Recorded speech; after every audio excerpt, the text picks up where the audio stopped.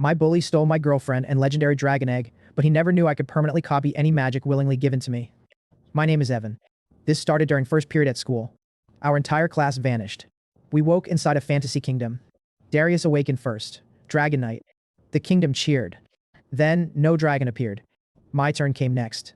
A legendary dragon egg appeared in my arms. Then my public status appeared. Natural mana output. 0. Everyone laughed. Only I saw the hidden message. Willingly given magic can be copied permanently. The donor keeps everything. Whatever I copy, I keep the pattern. Then Darius walked over and ripped the egg from my arms. The king stopped the guards. He said Darius could actually raise it. Then my girlfriend awakened healing magic. She walked to Darius. She fed her healing mana through him. My stolen egg started glowing. The whole hall celebrated them.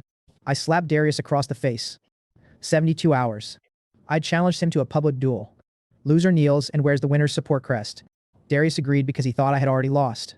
Then team selection started. Every strong student chose him. Nobody chose me. Darius laughed. I smiled. For the first time, being abandoned gave me privacy. I left the team selection floor before he could decide that smile needed explaining. The academy corridors were full of fresh awakenings. Fire, ice, healing, weapon auras. Every strong signature clustered around Darius or one of the kingdom's sponsored instructors. My archive showed possibilities everywhere. None of them were mine. I could not steal a single pattern. Someone had to understand what they were giving me and choose to give it. That changed the problem.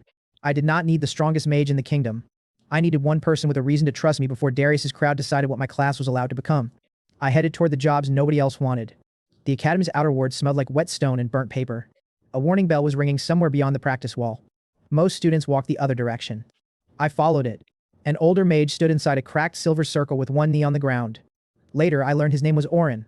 At that moment, he was simply the only person between a demon scout and a line of injured workers. The scout had a black broken circle seal carved into its chest. I remembered the shape. Not because I understood it. Because it looked deliberate. Orin saw my status before he saw me. Mana vessel, 0 output. His expression tightened. Wrong direction, boy. The demon scout hit the ward. Silver lines shattered. One worker screamed. I looked at Orin's remaining reserve, low. My own available mana was barely enough to matter. What spell are you trying to hold? Arcane Foundation. Can you give me the structure? Orin stared at me. You cannot generate mana. I did not ask whether I could generate it. The scout hit again. The ward bent inward. I can preserve magic someone willingly gives me. Orin's eyes narrowed. He had no reason to believe that. He did have a reason to try. He held out one hand. I am giving you my Arcane Foundation and enough reserve to cast once. The archive opened. Arcane Foundation received. Donor ability retained. Available mana, 30. The structure entered cleanly. For 1 second I understood the spell. Then I cast it. The bolt went 6 feet left of the demon. Orin stared at the smoking wall. That was terrible, I noticed. The copying structure had been perfect. My execution had not. The scout charged. Orin shouted, lower your wrist, do not throw the spell, release the line. The archive reacted. Structure preserved. Execution failure detected. Pattern replay unlocked. I rebuilt the same spell. Lower wrist. Shorter release. The arcane bolt hit the demon's shoulder. Not enough. Orin corrected me again. The third shot struck the black seal. The demon collapsed. The workers shouted. Orin did not. He fell backward. His mana channels were empty. I caught him before his head hit the stone. The archive showed his arcane foundation still intact inside him. He had kept everything. He had simply given away too much usable fuel. That was the second rule becoming useful. If mana could come to me willingly, maybe matching mana could go back. I pushed my remaining reserve toward the same route. The archive changed. Return route identified. Mana return unlocked. I sent the arcane matching reserve back through Orin. His pulse strengthened. His eyes opened. He looked at my hand. Then at the dead scout. Then at the arcane structure still glowing around his own fingers. Orin looked at my hand. You kept it. Yes. He looked at the dead scout. You used it badly. Yes. You corrected it, with help. Orin looked back at his own restored mana, and you gave the mana back, most of it. Orin sat up slowly. The doubt in his face changed into something more dangerous. Interest. A guild clerk came running from the outer gate. Milo. He was short, tired, and carrying enough forms to qualify as a weapon. He checked the workers, checked Orin, checked my public class, then the dead demon. You did this? Orin did most of the useful teaching. Milo looked at Orin. Orin nodded. That single witness statement changed my legal status faster than any argument in the Awakening Hall. Milo pulled out a temporary license sheet. Verified support rescue. Witness transfer. No donor depletion. He stamped it. Verified support license. Congratulations, he said. You can now take the jobs everyone else refuses. I took the sheet. Perfect. He looked at me like that was the wrong answer. Behind us, Oren picked up a broken piece of the demon's seal. The black circle had cracked down the middle. He wrapped it in cloth instead of throwing it away. What is that? I asked. Something I have seen once before. Where? Oren looked toward the city walls. Not somewhere I wanted to see it again. That was all he gave me. Fine. I already had enough new problems. Arcane Foundation, Pattern Replay, Mana Return, a license. 30 mana had become almost nothing, and the duel I created was already attached to my name. Milo did not let me leave with only a license. He made me sit at the outer desk while he explained what the low rank board actually meant. Everyone sees bad pay. He pushed 3 notices toward me. I see availability.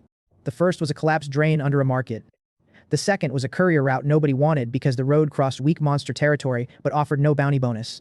The third needed 1 support caster to keep a workshop furnace from rupturing. None of them made a hero famous.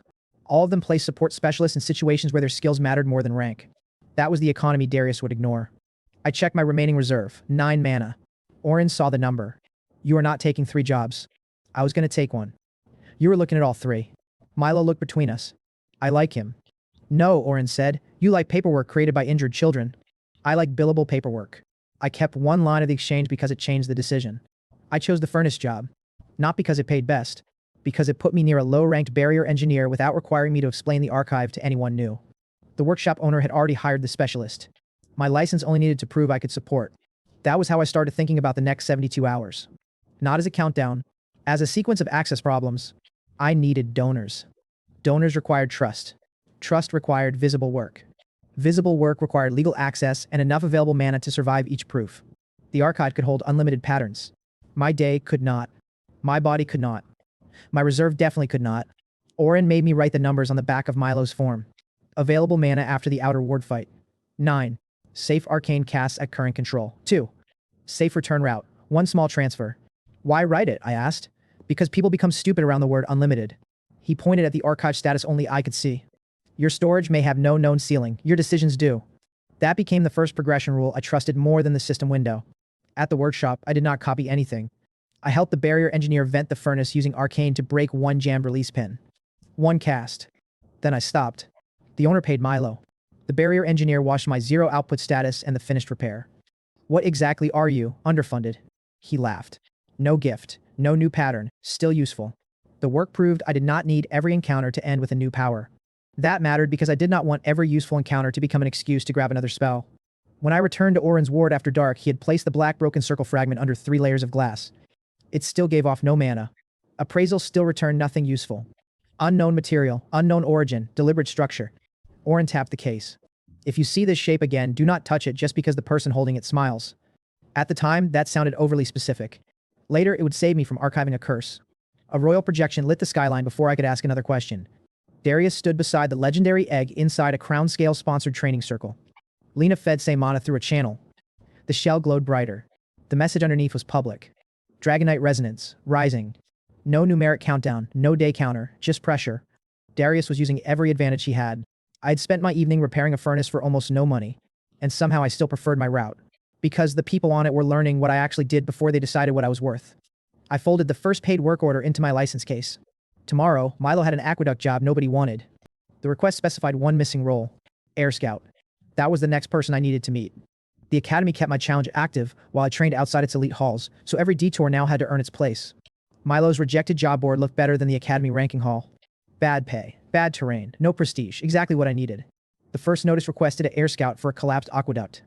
3 higher-ranked teams had declined it because the rescue score did not include monster kills. I found Iris sitting on a broken fountain with her boots on the guild rail. Adult. Athletic. Green scouting coat, teal air magic marks around both wrists.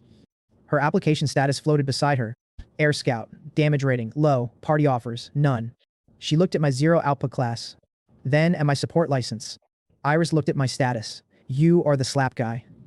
I was hoping for something more professional. She pointed toward the academy. You slapped a dragon knight in front of a king. Fair. She pointed toward the aqueduct job. You need a scout. I need the person who understands that route. That changed her expression. Most teams had asked what damage she could add. I asked where the route broke. She stood. Show me the map. The aqueduct rescue turned ugly within 10 minutes. A maintenance tunnel had collapsed over 6 workers. Iris found an air route above the waterline that appraisal missed because the stone was still moving. I listened, that mattered. She called the turns. I used arcane only where the debris needed a precise break. When a support current died under her boots, she used her own air magic to hold the path open. We got all 6 workers out. Only then did Iris hold out her hand. Iris held out her hand. I am giving you air magic. You keep it, I know. I looked at the rescued workers. Why? She glanced toward the rescued workers. Because you followed the route instead of ordering me to stand behind you. I took the transfer. Air pattern archived. Donor ability retained. Iris cast air magic immediately afterward. Same strength, same control. The workers saw it. The rumor that my class stole abilities died a little harder than it had that morning. Iris picked up her pack. Iris slung the route pack over one shoulder. I am staying for the next job. You do not know what it is. She shrugged. Neither do you. That is not a strong argument. Iris started walking. It was not an argument. She walked beside me anyway. The aqueduct job paid almost nothing. It still changed my route. The 6 rescued workers had watched Iris use air magic before and after the transfer. One of them repeated the same sentence to Milo 3 times. She still has it. That rumor traveled faster than my explanation ever would. By the time we reached the guild annex, 2 candidates who had refused to stand near me during team selection were waiting beside the board. Neither apologized. One simply asked. One guild candidate asked, if someone gives you a spell, you really do not take it away? I keep the structure. He pointed at Iris. What happens to theirs? Nothing. Iris cast air magic behind me without looking. The candidates watched the current lift Milo's loose papers. Milo grabbed them. Please demonstrate trust with less administration. The small crowd laughed. That was a useful group reaction. Not because they became fans. Because the question had changed from whether my ability was theft to whether it could be used safely. That was the debt for the public support trial later. Milo handed me the next request. A cracked cargo tunnel. Barrier specialist already on site. No monster bounty. I looked at Iris. You staying? She slung the route pack over one shoulder. I said I was. You also said my pay was terrible. Both can be true. Her choice remained attached to the job. Not a romance, only pause. Before we took the cargo job, Milo made me process the aqueduct payout in public. Not because the amount mattered. Because the guild record now listed 3 things beside my name. 0 natural output. Air pattern confirmed. Original donor retains ability. A young mage from our transported class stopped at the board. Back at school, he had laughed when Darius took the egg. He did not apologize. He asked a better question. If Iris can still use air magic, what exactly did you copy? The structure. Then why can you not cast it as well as she can? That was useful too. Because the answer protected the mastery rule. I copied the route, not her experience. Iris flicked the air thread around his wrist. He failed to notice until she let it go. That part is mine, she said. The mage looked at my rank again. So if someone strong taught you, they would still be stronger at their own magic. Orin had arrived in time to hear that. Until he earns otherwise. The public board had now established both sides of the power fantasy. Permanent access, no instant mastery.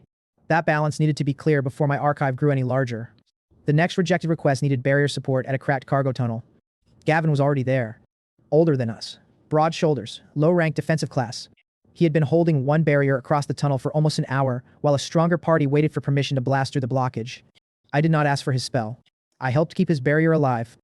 Mana returned, pushed part of his matching reserve back into the structure. The wall stopped shaking. When the workers cleared the tunnel, Gavin gave me the pattern himself. Barrier pattern archived.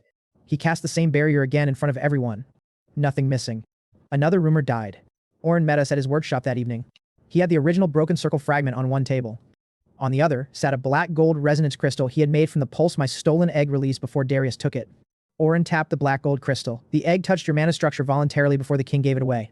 I looked at the crystal, not enough to hatch it. No, Orin said. Enough for what? He tapped the steady pulse, a blueprint. He let me touch the steady imprint. Dragon imprint archived. Not Helion, not ownership, a route. Iris leaned over my shoulder. So he stole the egg. Yes, but not the possibility. That was the first time someone else said it out loud. The change did not need a board. Her changed opinion was enough. Then I tried to power air magic using neutral mana. The spell sputtered. Wrong affinity. The archive showed the loss. Translation efficiency, 35%. I tried again while a practice target moved. The translated air magic barely shifted it. Iris used the weak gust anyway. She changed the angle and sent the target through the gate. The archive reacted to the crisis. Mana translation unlocked. It did not make the conversion efficient, it made it possible. That distinction kept me from getting stupid. 2 days after the awakening, the guild posted a public support trial. Rescue a target, preserve an unstable mana core, minimize resource use. Darius entered too. Crownscale supplied his platform. That was the first time I saw their silver-blue crest attached to his gear. Premium cores. Private amplifiers. Dragon research access. He still did not have Helion hatched. He did have everything money and status could buy. The trial started. Iris owned the route. Gavin held fixed defense. I rotated only what the moment required. Air magic. Cancel. Barrier. Cancel. Arcane. Cancel. Darius's team destroyed obstacles faster. The crowd loved it. I stopped trying to compete with the spectacle. The unstable core started overloading behind the rescue target. If I hit it harder, we lost it. I used barrier to contain the pressure. Mana returned to feed the stability circuit. Iris called the safe exit. We crossed with the core intact. The board updated.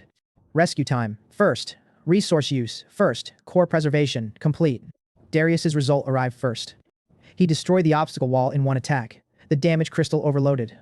Students shouted his name. Crownscale's platform lit with gold. Lena fed another measured Saint Pulse into the egg beside him. The shell answered. That spectacle needed to remain strong. If Darius looked incompetent, every later reversal became cheap. Our side looked smaller. Iris covered distance. Gavin held structure. I protected the objective instead of destroying the environment around it. When the board placed our rescue and resource scores above Darius's, the crowd did not switch allegiance. It became divided. That was better. One group still wanted the Dragon Knight. Another started arguing that the support objective had been designed to reward exactly what we had done. Darius heard both. He looked at the board instead of at me. That was the first sign that public records could force him to react to proof he disliked. He could insult me. He could not erase the numbers without attacking the institution that posted them. That distinction became important later when his escalation moved from social status into procedure and then force. Darius still won raw damage. That was fine. Everyone watching could see both numbers. Selka, the senior examiner, entered the field for check. That fixed my earlier problem with her name too. She checked Gavin, then Iris. Both still had their abilities. She checked the preserved core. No contamination, no hidden drain. Then she stamped it. Clean resonance core, certified. Crownscale stopped laughing from the viewing platform. One of the representatives started taking notes. Darius saw that. His expression changed before mine did. My support class was no longer just embarrassing. It had become valuable. That was worse in a different way.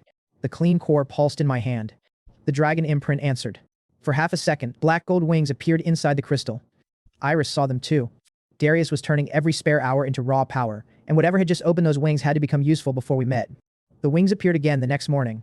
This time, they did not vanish. Orin moved everyone out of the center circle. Iris stayed on one side. Selka stayed on the other with a registration crystal. I held the clean resonance core over the dragon imprint. Black gold light unfolded into a person. Not a hatchling, not a normal dragon. An adult humanoid woman stepped out of the resonance. Horns swept back through dark hair. Slit eyes opened. Black scales traced her shoulders and hips like armor. Clawed hands. Tail. Large black gold wings. She looked at the ownership crystal before she looked at me. The system tried to classify her. Dragon entity. Ownership authority. None. Crownscale's observer started writing. Selka asked the important question. Do you understand the proposed resonance bond? The dragon woman looked at me. Naira asked Selka, what can he control? Selka answered, shared access to the channel. Naira's eyes narrowed. What do I control? Your participation, Selka said.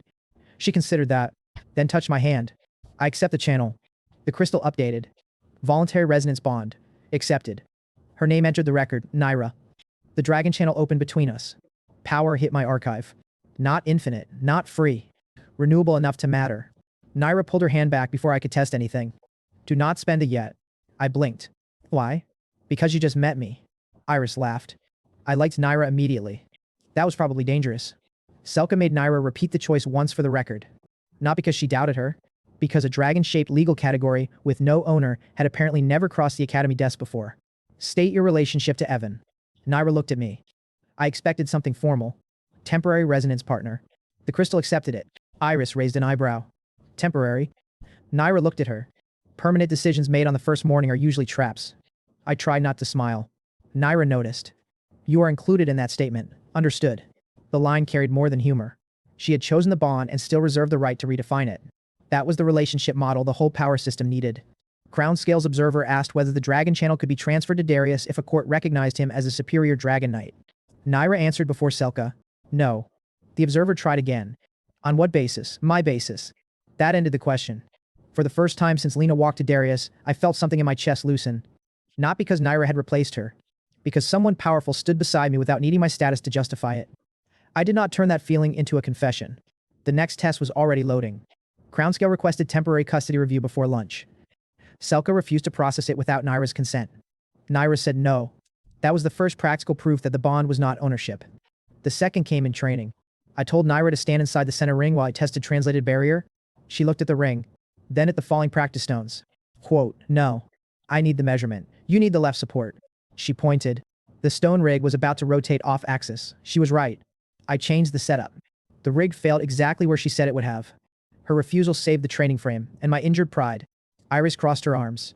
You really attract women who tell you no. That sounds worse when you say it like that. Naira's mouth curved around one fang. Is he always this slow? Only when awake. The banter lasted 2 lines. Then the job mattered again. The guild ran a combined rescue simulation. Iris took route control. Naira steadied the center with black gold resonance. I used barrier and air magic only where their roles intersected. The simulation forced us to use the new bond under stress. A collapsing bridge separated Iris from the center. Naira could have carried her. She refused. Air route is hers. Then she used resonance to keep the bridge standing long enough for Iris to solve her own path. That choice clarified Naira's role. She was not an all-purpose dragon who made everyone else irrelevant. Battlefield control, stabilization, pressure. The exact things my one-pattern body struggled to provide while switching. Iris reached the far marker with her own air magic. I handled barrier on the lower workers. Naira held the bridge. 3 distinct jobs. Afterward, the scoring board displayed our contribution lines separately. Iris, route control. Naira, field stability. Evan, support routing. The workers could see who did what. That helped the trio look like a real team before Mara ever arrived. It also made one thing obvious. Iris and Naira had jobs that existed whether or not they gave me anything. The team posted our highest support score yet. Darius's raw damage remained far above ours. Good. Helion needed to stay dangerous. Naira's first week in the guild created another problem. People kept assuming the Dragon Channel made her my summon. One merchant tried to pay me for a security job and addressed every instruction to me. Naira stood beside him. He still asked me where the dragon should patrol. I handed the agreement back. Ask her. The merchant finally looked at Naira. She chose the roof route instead of the street. The first night, that decision caught a thief using an alley the merchant had ignored. The next morning, he changed the agreement. Naira, independent security partner. That was a small authority correction. It also made the later custody fight feel earned. Naira did not become independent when Selka stamped a form. She'd already been acting independently in ordinary jobs. Iris noticed the revised agreement. You are collecting titles now. Naira checked the line. Better than being collected. She looked at me. The words sat between us. I knew exactly what she meant. The original egg, the king's ruling. Darius's certainty that useful things belong to the person best positioned to use them. Naira's presence rejected that premise every time she made a decision I did not control. The next qualification notice arrived before I could enjoy the result. Selka checked it herself. 3 simultaneous conditions. Protect civilian volunteers. Rescue a teammate if the elevated air lane failed. Stop an objective construct before it crossed the eastern seal. Oren checked the same sheet. 1 body. 1 active pattern, I said. He nodded. You are getting better. Did that hurt? Do not ruin it. The qualification arena filled by afternoon. Darius came, Lena came, crown scale examiners came. Iris clipped into the air harness. Naira stood outside the marked lane. Her dragon channel could fuel me. She could not complete the qualification objectives in my place. That rule mattered. Selka raised one hand. The civilians are real volunteers. I looked at the western platform. 4 people. 1 older guard, 2 guild workers, a young healer. The target construct waited on the eastern side. Iris looked down from the elevated lane. If the north current shifts, I will call it. I listen. That is why I am still here. The words landed harder than flirting would have. She had better offers. She kept choosing the route where her judgment mattered. Before Selka dropped her hand, the arena displayed the scoring priorities. Civilian survival. Teammate rescue. Primary objective. All 3 counted. None erased the others. That mattered because Darius had already started arguing with a crown scale observer about the format. Why is the target worth the same as the rescue? Selka answered from the field. Because a support candidate who completes the objective by killing the people they were assigned to protect has failed. Darius looked toward me. So the rules are designed for him? No. Selka's voice stayed flat. They are designed for the job. That line got a reaction from the examiners behind her. Not cheering. Agreement. Iris tested the air harness. The north pylon pulsed once. She frowned. Current is unstable. An arena technician checked the reading. Within tolerance. Iris looked at me. Within his tolerance. She pointed at the machine, not mine. I asked Selka if the pylon could be recalibrated. Darius laughed from the gallery. You are already asking for changes? Iris turned. He asked for a safety check. Same thing. No, I said. It is the thing your people ignored at school. The words came out before I planned them. Darius's face hardened. His father used to call complaints overreaction. The kingdom's technicians had just called Iris's reading acceptable because the machine had not failed yet. Same pattern, different world. Selka ordered 1 recalibration. The pylon shifted 2 degrees. Iris checked again. Better. That did not eliminate the later malfunction. It made it clear the failure was not created because Iris was careless. Lena stood behind Darius. She watched the exchange. For 1 second, our eyes met. She looked away first. I did not need a confrontation. Her choice had already happened in front of everyone. What mattered now was who kept showing up after the choice. Iris clipped into the line. Naira stepped to the legal boundary. She could feed me Dragon Channel mana from outside the scored course. She could not enter the objective zone unless an emergency threatened life. That prevented me from treating her as a hidden rescue button. Mara had not joined us yet. No purification, no medical specialist. Only Oren at the rail and Selka's emergency team. The field would test the limits we actually had at this point. Oren raised 2 fingers, 1 body, 1 active pattern.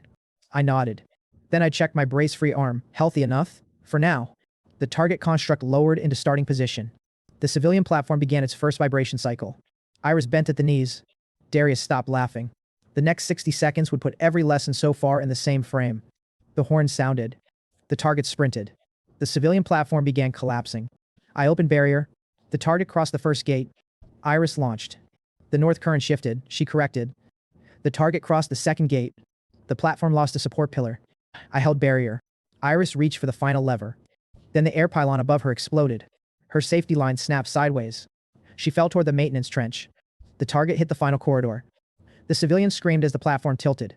3 problems. 1 active pattern. The archive showed them all. Barrier, air magic, target. I could solve 2, maybe. Oren's warning came back. 1 body, 1 active pattern. I looked at Iris falling. The old version of me would have searched for a clever way to do everything. The current version of me still believed I might find one.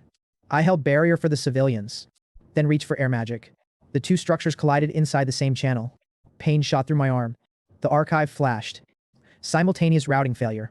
Active pattern limit exceeded. Iris was still falling. The target was seconds from the boundary. The civilian platform was still moving. The crisis had already started. And my next decision would become public either way. The duel was still waiting behind this qualification. Failing here could cost me the field before I ever reached Darius. I stopped thinking about the target. That choice cost me the qualification. It also saved Iris. I reached for both patterns. The archive changed. 2 required functions. Emergency route available. Dual channel unlocked. Barrier stayed under the civilian platform. Air magic tore through my other route. The pain was immediate, not abstract. My right arm felt like someone had pushed hot wire through it. Air magic caught Iris. She hit the maintenance rail instead of the trench. The civilian platform steady. The target crossed the eastern seal. The horn sounded. Everything froze.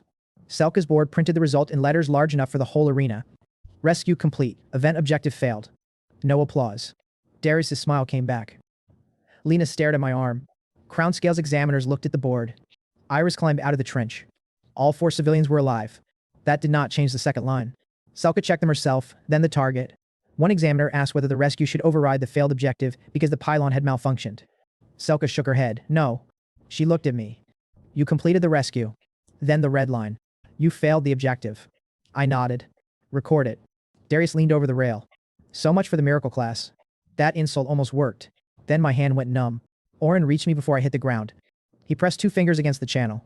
The pain doubled. Dual routing tore the primary path. I unlocked it.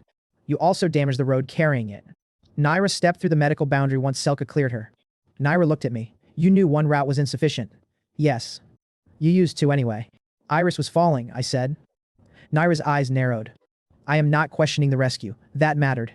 I'm questioning why you think a new ability means your body can survive it. I had no answer. Oren wrapped the arm. Your archive may not have a known storage ceiling. He tapped the burn line under my skin. This proves it. The public reaction lasted longer than the medical response. The rescued volunteers thanked me. The exam board still marked the objective incomplete. Both truths stayed visible. One Crown Scale observer asked Selka whether the result proved a 0 output support class should be barred from mixed objective qualifications. Selka looked at the surviving civilians.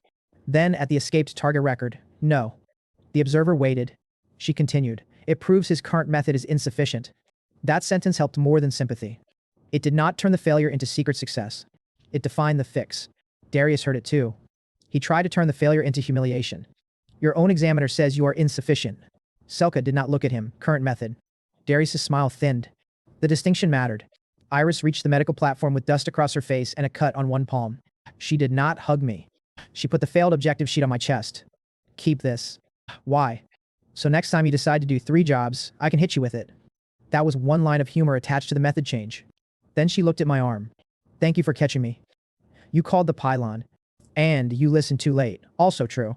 Naira stood behind her. Naira said, I would have entered if the fall became lethal. I know. She looked at the failed board. But then the qualification would still have failed. I know. She leaned closer. Good, keep knowing it. The three reactions prevented the failure from becoming a melodrama about everyone reassuring me. The people who cared about me still told me what I did wrong. That was the loyalty I actually needed. The failure followed me into the infirmary. It stayed there the next morning. Barrier formed weakly. Air magic hurt. Dual channel collapsed both. No reset, no miracle healing. Orin made me fail under supervision until the archive recognized the actual problem. Injured route detected. Stabilization required. A black gold support structure wrapped the damaged path. Vessel brace unlocked. It did not heal me. It stopped the channel from tearing further. Both, Orin said. I opened barrier and air magic. 3 seconds. Then pain. I canceled them. Better. That felt terrible. Then remember it. Iris sat on the training fence. Naira stood beside the center ring. Neither congratulated me. Good. Orin drew 3 rolls in the dirt. Iris owns root decisions. She nodded. Naira owns battlefield control and stability. Naira nodded. He looked at me. You use the pattern the moment requires. I stared at the lines. That sounds less impressive. It is. That was the lesson. Orin changed the exercises after that. He stopped asking whether I could run 2 patterns. He started asking why. A moving target crossed the yard. Air magic and arcane, he said. I reached for both. He hit my wrist with a staff. Why? To move and strike. Can Iris move you? I looked at her. She lifted one eyebrow. Yes. Then 1 pattern. Next exercise. Falling debris, barrier and steel. Orin asked, why? To hold the load. He pointed at Naira. Can she stabilize it? Yes. Then 1, Orin said. The lesson became repetitive on purpose, not for anyone watching. For me. Every answer inside the archive created temptation. Every specialist beside me created a reason not to use it. That was how the failure changed behavior instead of existing only as a dramatic low point. By the end of the session, my safe mana use had dropped almost 30% on the same course. The vessel brace remained hot. The injury remained. Efficiency rose anyway. Selka watched one run from the rail. She did not praise me. She changed the certification condition. You may attempt the rescue efficiency course with the brace active. Authority action. Not forgiveness. Access earned through correction. We trained until my mana use dropped. Not because I gained more fuel, because I stopped wasting it on jobs other people already did better. The next problem was money. Failure had consequences outside the arena. Because my qualification was incomplete, 2 paid routes disappeared from Milo's board. The guild froze 1 equipment advance. Crownscale's premium medical offer suddenly looked better. That was intentional pressure even before they formally approached me. Milo showed me the missing routes. Failure is expensive. So is training. Yes, this is why adventurers become accountants or corpses. I used the downtime instead of pretending it did not hurt. Iris took a mapping job without me and brought the route data back. Naira practiced stabilizing structures while I sat out. Watching them progress without me felt worse than the burn. It also proved the team did not stop functioning when I did. That was important for the later consent network. If every useful thing collapsed whenever Evan could not act, then everyone around me would be dependents with better branding. Orin made me sit through their training. Learn to be absent. I am physically here. Your ego is the thing being removed. By the end of the day, Iris had improved the aqueduct route without my air magic. Naira had steadied the center ring without my commands. The team was stronger. I had contributed nothing. And somehow that was part of becoming a better support. Selka offered 1 recovery route, public rescue efficiency certification. If I passed, dual eligibility returned. The course covered an old market block, 20 volunteers, 4 unstable buildings, broken routes, a leaking mana line. Darius came to watch. He looked at the brace. Trying again already? Iris answered before I could. Do you charge admission for these speeches? He looked at her. You could still have a real scout position. She checked the first route. I already do. The horn sounded. I did not run first. Iris did. South blocked. East stable. Naira moved to the center. I followed the route. A beam cracked. Barrier. 1 job. Cancel. A mana pipe burst. Iris handled the air magic herself. I kept my reserve. A front wall started collapsing. Naira steadied it. I used appraisal to mark the weak joints. She broke them in order. The wall folded into the empty lane. My archive kept offering patterns. I kept refusing unnecessary ones. The hardest point came at the final stair. 5 volunteers trapped. Barrier needed below them. Air magic was needed above them. The old me would have opened both. Iris looked down. Give me the stair. I held barrier. She used her own air magic. Naira controlled falling debris. 1 pattern, 1 roll. The last volunteer crossed. The horn sounded. The board froze. 0 casualties, rescue efficiency, new record, mana expenditure, lowest certified total. The old qualification board appeared beside the new one. Rescue complete, event objective failed. Then the certification result. 0 casualties, new rescue efficiency record. Nobody could pretend the first board had not happened. Nobody could pretend the second one had happened without it. A guild candidate who had laughed after the qualification looked at Iris. What changed? She pointed at me. He stopped trying to be everybody.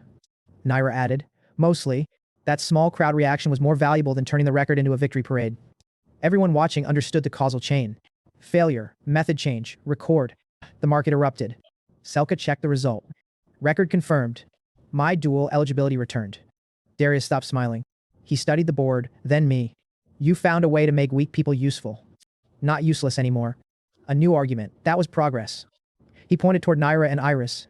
Now you are building an unregulated team around borrowed magic. His language had changed because the old insult no longer fit the evidence. He left before the crowd finished reacting. I looked at my brace. Still there. Still necessary.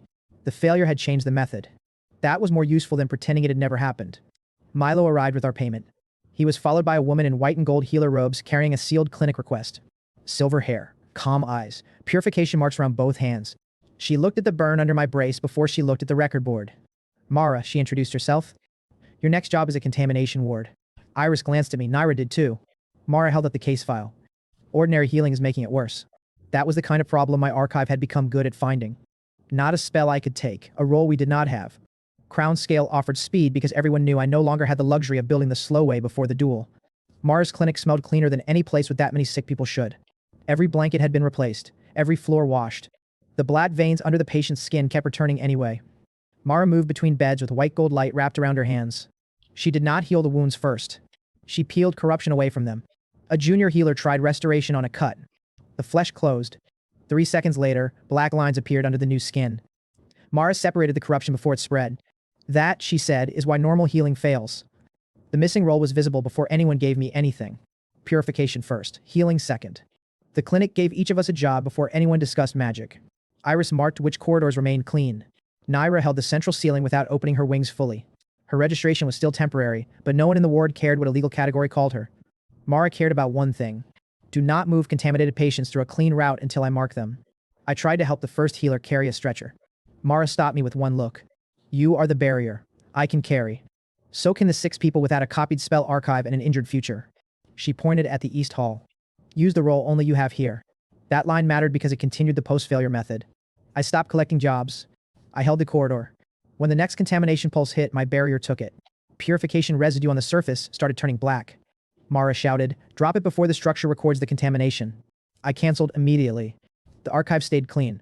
Another reason her specialty belonged beside us before she ever gave the pattern. The next barrier went up only after Mara cleared the air. We finished the evacuation with no new ability. Then she offered one. We evacuated the ward. Iris mapped clean corridors. Naira steadied 2 cracked walls. I held barrier when contamination pressure hit the East Hall. Mara controlled what could safely be healed. By the time the last patient crossed the clean seal, her hands were shaking. I still did not ask for her magic. We finished the rescue first. Only then did Mara sit down. Mara looked at my license. You copy willing patterns. Yes. The donor keeps the original. Yes. She held my gaze. You cannot force the transfer. No. She held out her hand. I am giving you purification. I checked the conditions. No hidden bargain. Low pressure. No debt. I accepted. Purification pattern archived. Donor ability retained. Mara immediately cast the same spell on the nearest patient. Nothing lost. Selka arrived with the recording crystal. She ran a controlled consent test. One volunteer gave a measured pattern willingly. Accepted. A second allowed mana contact but explicitly refused to give the structure. The transfer apparatus pushed the charge anyway. The archive stayed closed. Pattern rejected. Donor consent absent. Selka sealed the record. Mara watched my injured arm through the entire test. You are going back into combat with that. Yes. No. I looked at her. Naira's mouth moved around the edge of a smile. Iris did not even pretend not to enjoy this. Mara ignored them. Mara pointed at my brace. You have a damaged route, multiple form patterns, a dragon channel, and now purification. All accurate. You need someone checking what enters you before you archive it permanently. That sounds expensive. Mara stood. I am staying until you stop making my job harder. Not a romantic declaration. Still a choice. She had a clinic. A stable position. She chose the dangerous team because her specialty mattered here. The difference became obvious before we left the clinic. A crown-scale medical recruiter came from Mara. They already knew her work. Royal Research Wing, full funding. Mara did not reject it immediately. That mattered.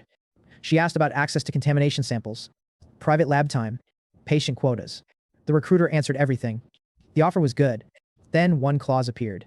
All outside residence transfers required crown scale approval. Mara closed the file. Remove that. We cannot. Then you are not funding research.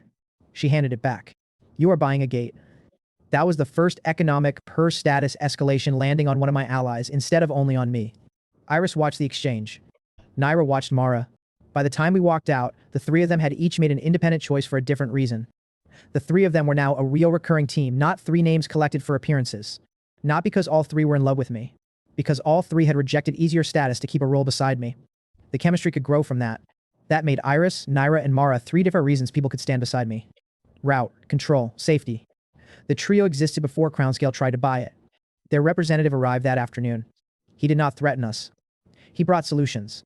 Premium mana cores, private training, medical restoration for my arm, legal dragon recognition for Naira, elite scout equipment for Iris, royal research access for Mara. Everything we lacked. The deal room was beautiful. That was the point. My arm reacted to the medical core before I sat down.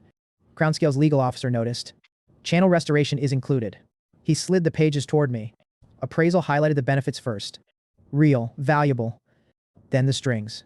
Exclusive, pattern disclosure, supervisory access, unapproved transfer restrictions, temporary dragon custody. I turned the agreement towards Selka. Say that last part for the record. The officer's smile tightened. We can summarize. I asked for the clause. Selka activated the crystal. Crownscale offers medical restoration, premium fuel, training, and legal representation in exchange for exclusive pattern access, transfer supervision, and temporary custody review of Naira. The room changed. Not because she accused them. Because she made the price audible. The officer looked at me. These are safety measures. Remove them. He did not. That answered my offer. Then they tried Iris separately. Better gear. Better pay. Guaranteed medical coverage. The elite scout track. She picked up the new coat. I saw the interest. Of course I did. Her current equipment was cheap enough for Milo to apologize when he bought it. The Crownscale recruiter said, you would work with certified teams. Iris checked the inner authorization seal. Independent route authority was gone. She put the coat back. His routes pay worse. The recruiter blinked. The recruiter admitted, yes. Iris asked, they are less safe? Yes. She looked at me, and when I say the route is wrong, he listens. She stepped away from the table. I am staying. That choice carried a little more weight than her earlier teasing. Naira received legal recognition next. One condition, custody, no. The officer turned to me. You understand this creates risk for you. I am not the person you need to convince. Naira looked at me. The approval in her expression lasted half a second. That was enough. Mara's offer came last. Royal research access. Private clinic funding. One restriction, no unsupervised donor transfers. She checked the line twice. Remove it. The official refused. Mara returned the page. The officer tried one final tactic. He looked at me instead of them. You could persuade your companions. That was the wrong sentence. Iris stopped leaning against the wall. Mara's expression went cold. Naira's tail moved once. I answered before the room turned into a property rights seminar. If the only way your offer works is for me to pressure them into it, then your offer already failed the test. Selka's recording crystal caught the sentence. The officer sat back. That small exchange mattered for the harem-coded structure too. The women were attractive. They were near me. There was chemistry. But the fantasy was not that I could order 3 beautiful women around because I was overpowered. The fantasy was that increasingly powerful people had reasons to stay even when they were free to leave. That distinction made the relationships matter to every decision that followed. 3 women. 3 attractive offers. 3 independent refusals. No one needed me to answer for them. The officer gave me one last chance. He opened the medical core case. The repair crystal inside it was strong enough to reduce the damage from failure A before the duel. My arm reacted. Mara saw it. So did Naira. Iris stopped beside the door. No one told me what to choose. That made the decision harder. I asked one question. If I accept only the treatment, do the pattern access clauses remain? Yes. Then shut it. The officer did. I felt the loss physically when the medical aura disappeared. That was important. Refusing the beautiful cage cost something real. Mara touched 2 fingers to the brace. We can manage the injury. Can we fix it? Not that fast. Iris looked at the closed core case. You know, occasionally the rich people have good things, I noticed. Naira's gaze stayed on the officer. Good things are useful bait. That line carried her worldview without a lecture. Crownscale changed tactics before we reached the stairs.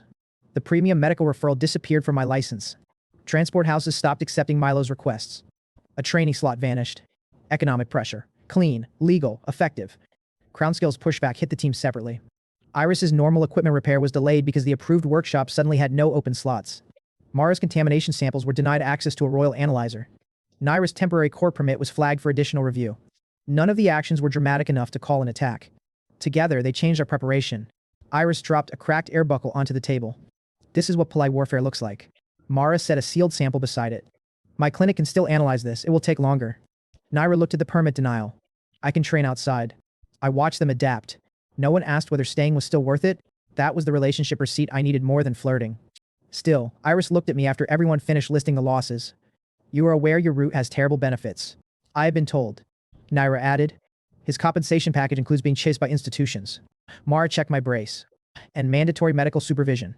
Iris smiled. Fine, one benefit. The joke lasted one exchange. Then Milo arrived with a map that solved the actual resource problem. Milo spread a cheap route map across the guild table that evening. Milo dropped the map on the table. Good news. That phrase has never helped me. He tapped the premium routes. They think they own the expensive roads. They mostly do. He tapped 6 small routes. Then we use the ones they ignore. One line ran south through independent clinics and caravan houses. Another crossed low-rank guild territory.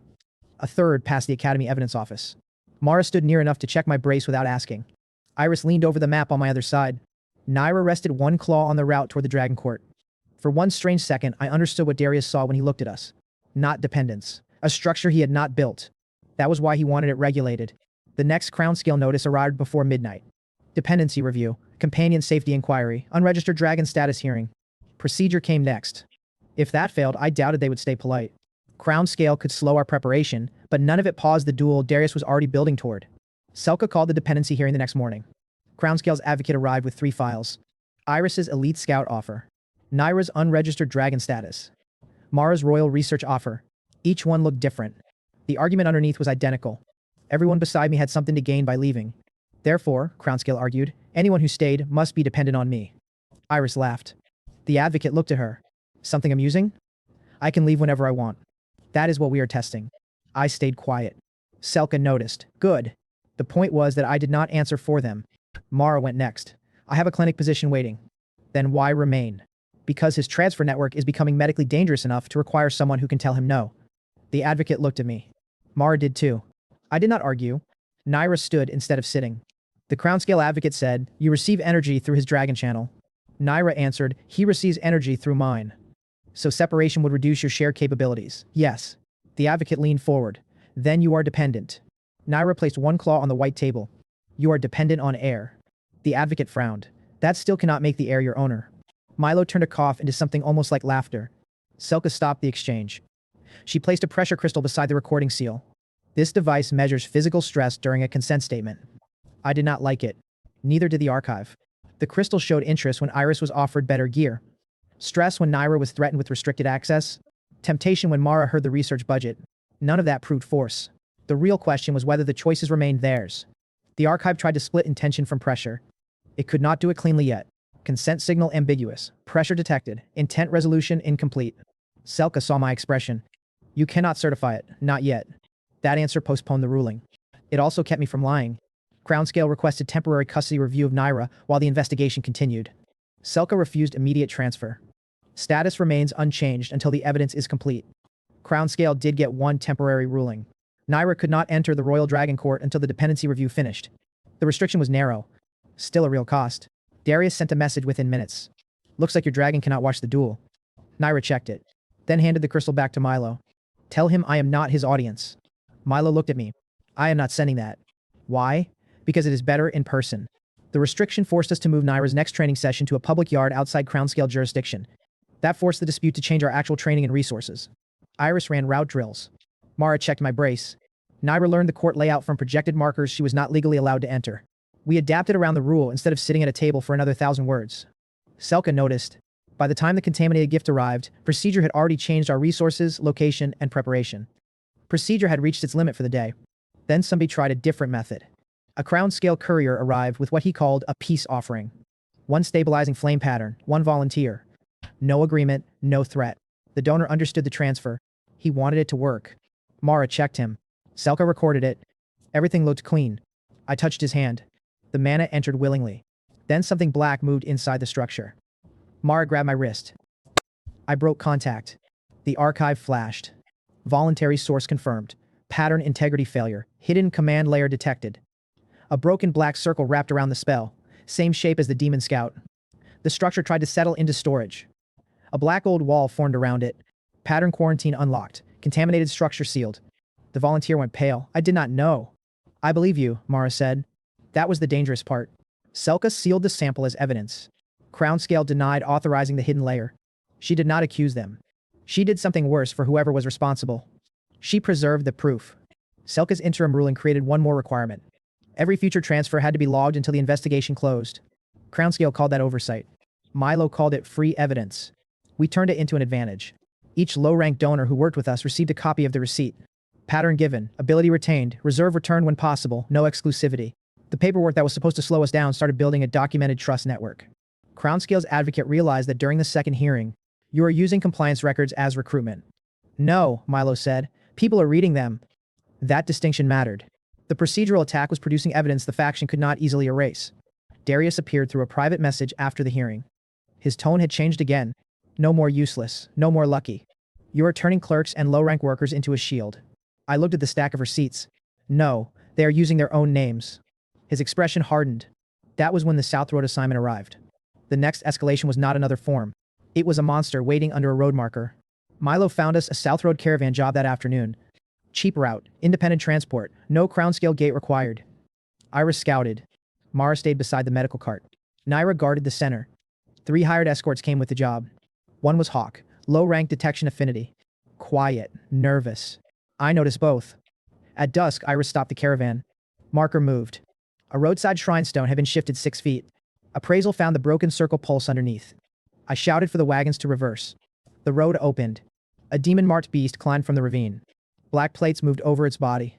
Its core changed position under the armor every time I tried to scan it. Naira met the first charge. Iris opened the evacuation route. Mara moved the wounded. I used barrier once. Canceled before the brace overheated.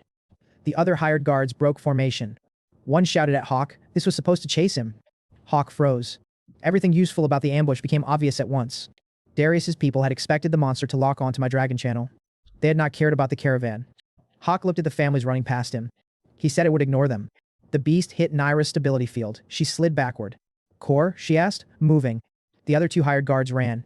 Hawk did not. That choice was not clean yet. Fear was all over him. Consent check had not unlocked. I could not pretend to know whether he was acting from guilt, panic, or strategy. So I asked for information before power. How did the lure work? He pointed at the broken shrine. Dragon resonance. It was tuned to Naira's channel. Who gave you the marker? An intermediary using Crownscale payment tokens. Naira heard that. So I was the bait. Hawk shook his head. You were the target. Iris looked at the families running north. No, they were the bait. That correction changed Hawk's face. The person-shaped cost became explicit before he decided to help. Only then did he offer detection. Hawk stepped toward me. I can find it. His detection affinity, planted before the gift, useful now. Why help? He looked at the civilians. Then the 2 escorts already running. Because I finally understand who was disposable. He held out his hand.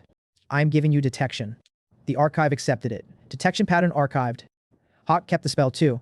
He pointed. 3rd plate, left when it turns. I opened detection. The moving core appeared.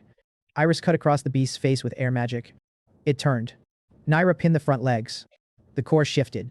1 arcane strike. The caravan did not immediately trust Hawk because he switched sides. Neither did I. He still had to help get the wounded home.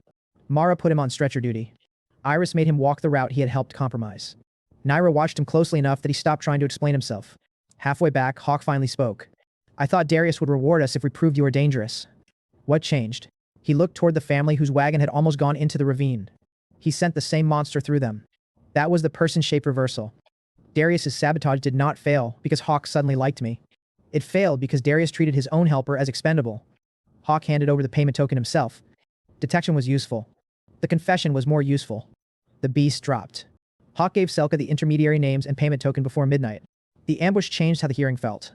No one could pretend the dispute was only theoretical. Hawk sat beside Selka with one arm bandaged. The family from the caravan submitted witness statements. The contaminated donor submitted his medical pool receipt. The Crownscale advocate still denied direct responsibility. Selka did not need to prove the entire faction had ordered the attack. She only needed to decide whether the uncertainty justified taking Naira away or restricting the people who had just survived it. That made the hearing a response to the attack instead of another round of the same argument. The final hearing resumed with different evidence on the table. Economic pressure, custody attempt, contaminated willing gift, physical sabotage. Hawk's confession. The pressure crystal came out again. This time, the archive had more context. Iris wanted the equipment and still refused the strings. Mara wanted the research and still refused the restriction. Naira wanted legal freedom and rejected custody. The ambiguity sharpened under active pressure. Consent check unlocked. It did not make people truthful. It did not make them willing. It separated forced pressure from an independent decision clearly enough to stop me from mistaking one for the other. She tested me too. That was the part Crownscale had not expected. Selka asked me, if Iris leaves tomorrow, will the archive remove air magic? No. Can you stop her? No. She continued, if Mara refuses a transfer during a crisis, I use something else. If Naira closes the dragon channel, I lose the channel. The advocate leaned forward. So your system depends on unstable voluntary access. Yes. He smiled like I had admitted the flaw. Selka did not. And yet he has structured his planning around that instability rather than removing it. Consent check showed no hidden force in my own answer. That kept the skill from becoming something only pointed outward at other people. It proved the same rule at a larger scale. Any network I'd built would have to survive people leaving. Selka tested all 3 women independently. Then stamped the custody request. Denied. Mara's restriction, not valid as a condition of participation. Iris's transfer restriction, not required for safety certification. Crownscale's advocate did not surrender. He changed the argument. Then this network itself requires investigation. Milo held up the route receipts from 6 independent providers. Which one? The advocate looked at the pages. No answer. The single route blockade had already failed. The legal attempt had failed to turn choice into custody. Now the physical sabotage was sitting in an evidence crystal. Darius could not keep escalating through the same rung. He needed something larger. A roar rolled across the academy from the Royal Dragon Court. Gold light covered the western towers. Hawk went pale. Mara looked toward the sound. Iris stopped smiling. Naira's claws extended. Darius had finally brought Helion into public view. The legal route could no longer cancel my match, which meant the next thing he showed me had to be beaten on the field. Helion made the Royal Dragon Court feel too small. That was useful. The entire kingdom needed to see that the stolen egg had become exactly what Darius promised. Legendary. Gold-white scales, 4 swept horns, solar mana moving under his chest. Crownscale had built a full support array around him. Premium cores, amplifiers, saint channels. Lena stood inside the rear circle feeding white mana through Darius. She looked exhausted. Helion did not. Naira stood beside me in her adult humanoid form, black gold wings folded. Her raw output crystal activated. Naira, high. Helion, legendary and extreme. The gap was brutal. The first roar from Helion pushed hot air across the viewing tiers. Several students who had started betting on my support records moved their money back toward Darius. I watched the shift happen on the public board. That was good information. The stolen asset still held status weight. Crownscale's representatives looked relieved. The King's Dragon officials looked impressed. Lena looked tired. Every saint pulse she gave Helion made the gold aura brighter and her own face paler. Darius never looked back to check her. Mara did. She is over safe output. I followed her eyes. Can Selka stop it? Not if Lena says yes. Naira heard that. Willing is not always wise. Mara nodded. That is why consent and safety are different jobs. That exchange planted the later contaminated gift logic in character terms without repeating exposition. The crowd reacted before Darius spoke. He rested one hand on Helion's command seal. Still think I stole the worst route? No. That surprised him. I think Helion is stronger. Naira glanced at me. Not offended. Good. Darius smiled. Then we finally agree. We agree on a number. Iris was already studying the arena instead of the dragon. She marked Darius's left platform. 3 sight breaks, 1 amplifier window, 2 moving command seals. Mara checked my vessel brace. You get 2 hard casts before I pull you. I will need more. You have more spells. You do not have more arm. Naira opened her left wing. Mara checked the joint. Any burning, you tell me. Naira's eyes stayed on Helion. I know my limits. That already puts you ahead of him. Mara meant me. I accepted it. Darius raised his voice for the crowd. Everything Evan has comes from somebody else. Arcane from Orin, air magic from Iris, barrier from Gavin, purification from Mara. Naira's dragon channel. He listed the truth like it was an indictment. Then he pointed at my public status. Natural output, 0. Take away the people around him and there is nothing left. Selka entered the ring, then the duel will test both. The first link phase scored human control. The second scored dragon control. Outside advisors could provide information before the field sealed. Not afterward. Iris had spent the entire Helion demonstration ignoring the dragon's head. She watched Darius's hands. Every time he moved to the left rail, the first command seal rotated. Every time Lena's Saint channel spiked, Crownscale's amplifier opened half a second later. She marked those windows. Do not look at Helion when Darius moves. That seems difficult. That is why I wrote it down. She pressed the route sketch against my chest instead of handing it politely. For 1 second, her face was near enough that I noticed the air magic marks under her eyes. Then she stepped back. Win the field. Do not impress me. Relationship receipt. Tactical purpose. No filler. Mara immediately ruined the moment by tightening the vessel brace. I nearly folded. Mara tightened the vessel brace. 2 hard casts. I heard you. She caught me looking at Iris. You were looking at her. I can do 2 things. Mara's stare made me reconsider the sentence. Naira watched the exchange. No catfight. She simply touched the dragon channel. The black gold line steadied. You will need one thing at a time. That was her version of the same lesson. Iris handed me her route sketch. No speech. Mara tightened the brace. Naira touched 2 claws against my wrist. Not romantic. Intimate anyway. Do not ask me to be Helion. I will not. That was the promise. Orin arrived before the barrier closed. He carried the original broken circle fragment in one pocket. I had almost forgotten it. Then I saw the same faint black static flicker beneath one crown scale command amplifier before disappearing. A callback, not proof. Enough to remind me the seal had never gone away. Orin followed my gaze. You saw it? Yes. Win the duel first. That was not reassuring. Selka gave us one practice pass through the empty command field before the official start. No Helion, no Darius, just moving seals. Iris stood outside the boundary and called nothing. That was deliberate. She had already given me the map. The test was whether I could execute it without turning her into an active navigator. First seal, air magic, move, cancel. Second, barrier, block the sightline, cancel. Third, arcane, 1 strike. The route worked. Naira took the objective markers without needing flight. Her left wing was healthy at this point, but she kept the movement grounded because the actual duel might punish aerial commitment. Mara watched the brace. No pain. Orin watched my pattern order. No improvisation? Not unless the field changes. Good. Then Darius entered with Helion. The practice pass mattered because we had already proved the discipline method worked before I abandoned it. Failure B would not come from ignorance. It would come from choosing to override a plan that was already working. Darius used the waiting period to make the duel public in the way he preferred. Crown Scale opened the betting board. Helion, favorite, Naira, unknown status. Evan, 0 natural output. My recent support records were listed underneath. Useful. Still not enough to move the crowd against a legendary dragon. Lena watched the odds update. Iris watched Lena. What? Lena looked at her. Nothing. Iris did not push. Good. Iris and Mara did not need to fight over me to prove they had chosen different places in my life. Mara spoke to Lena instead. You are approaching depletion. Darius heard that. She can handle it. Mara looked at Lena. Can you? Lena hesitated, then nodded. Yes. Mara accepted the answer, not because she agreed, because willingness could not become real only when it matched our judgment. That made the later Saint disclosure stronger. Lena's own decision remained responsible for part of the harm. The King's Herald announced the wager terms again. Loser kneels. Support crest. No numeric countdown, just the consequence waiting at the end of the field. Darius looked at my team. After this, Crown Scale will decide what to do with your illegal network. That was not the old insult. It was the next escalation. Economic pressure had become legal threat. Physical sabotage already sat in evidence. If he lost the field, force was the only rung left. I understood that before the duel began, so did Selka. She positioned extra record crystals around both command arrays. Darius noticed. Expecting trouble? Selka answered, expecting evidence. That was her role in one line. Then the practice pass ended, no more prep. The field sealed. Helion moved, not fast. Fast implied effort. He simply crossed the arena like distance had stopped applying to him. Naira redirected. I opened barrier. The impact reached me through the tamer link anyway.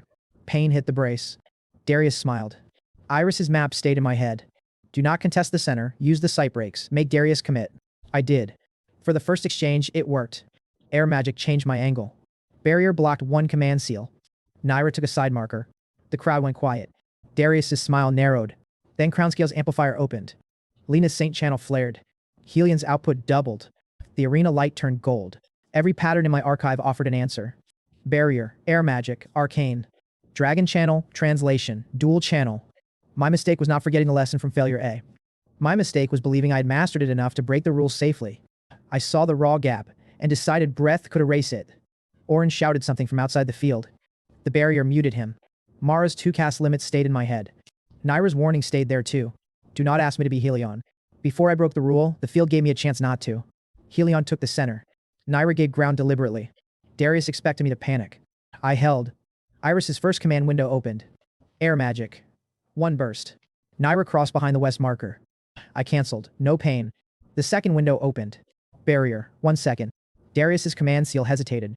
Naira took a point. The plan worked. That was why the later mistake hurt.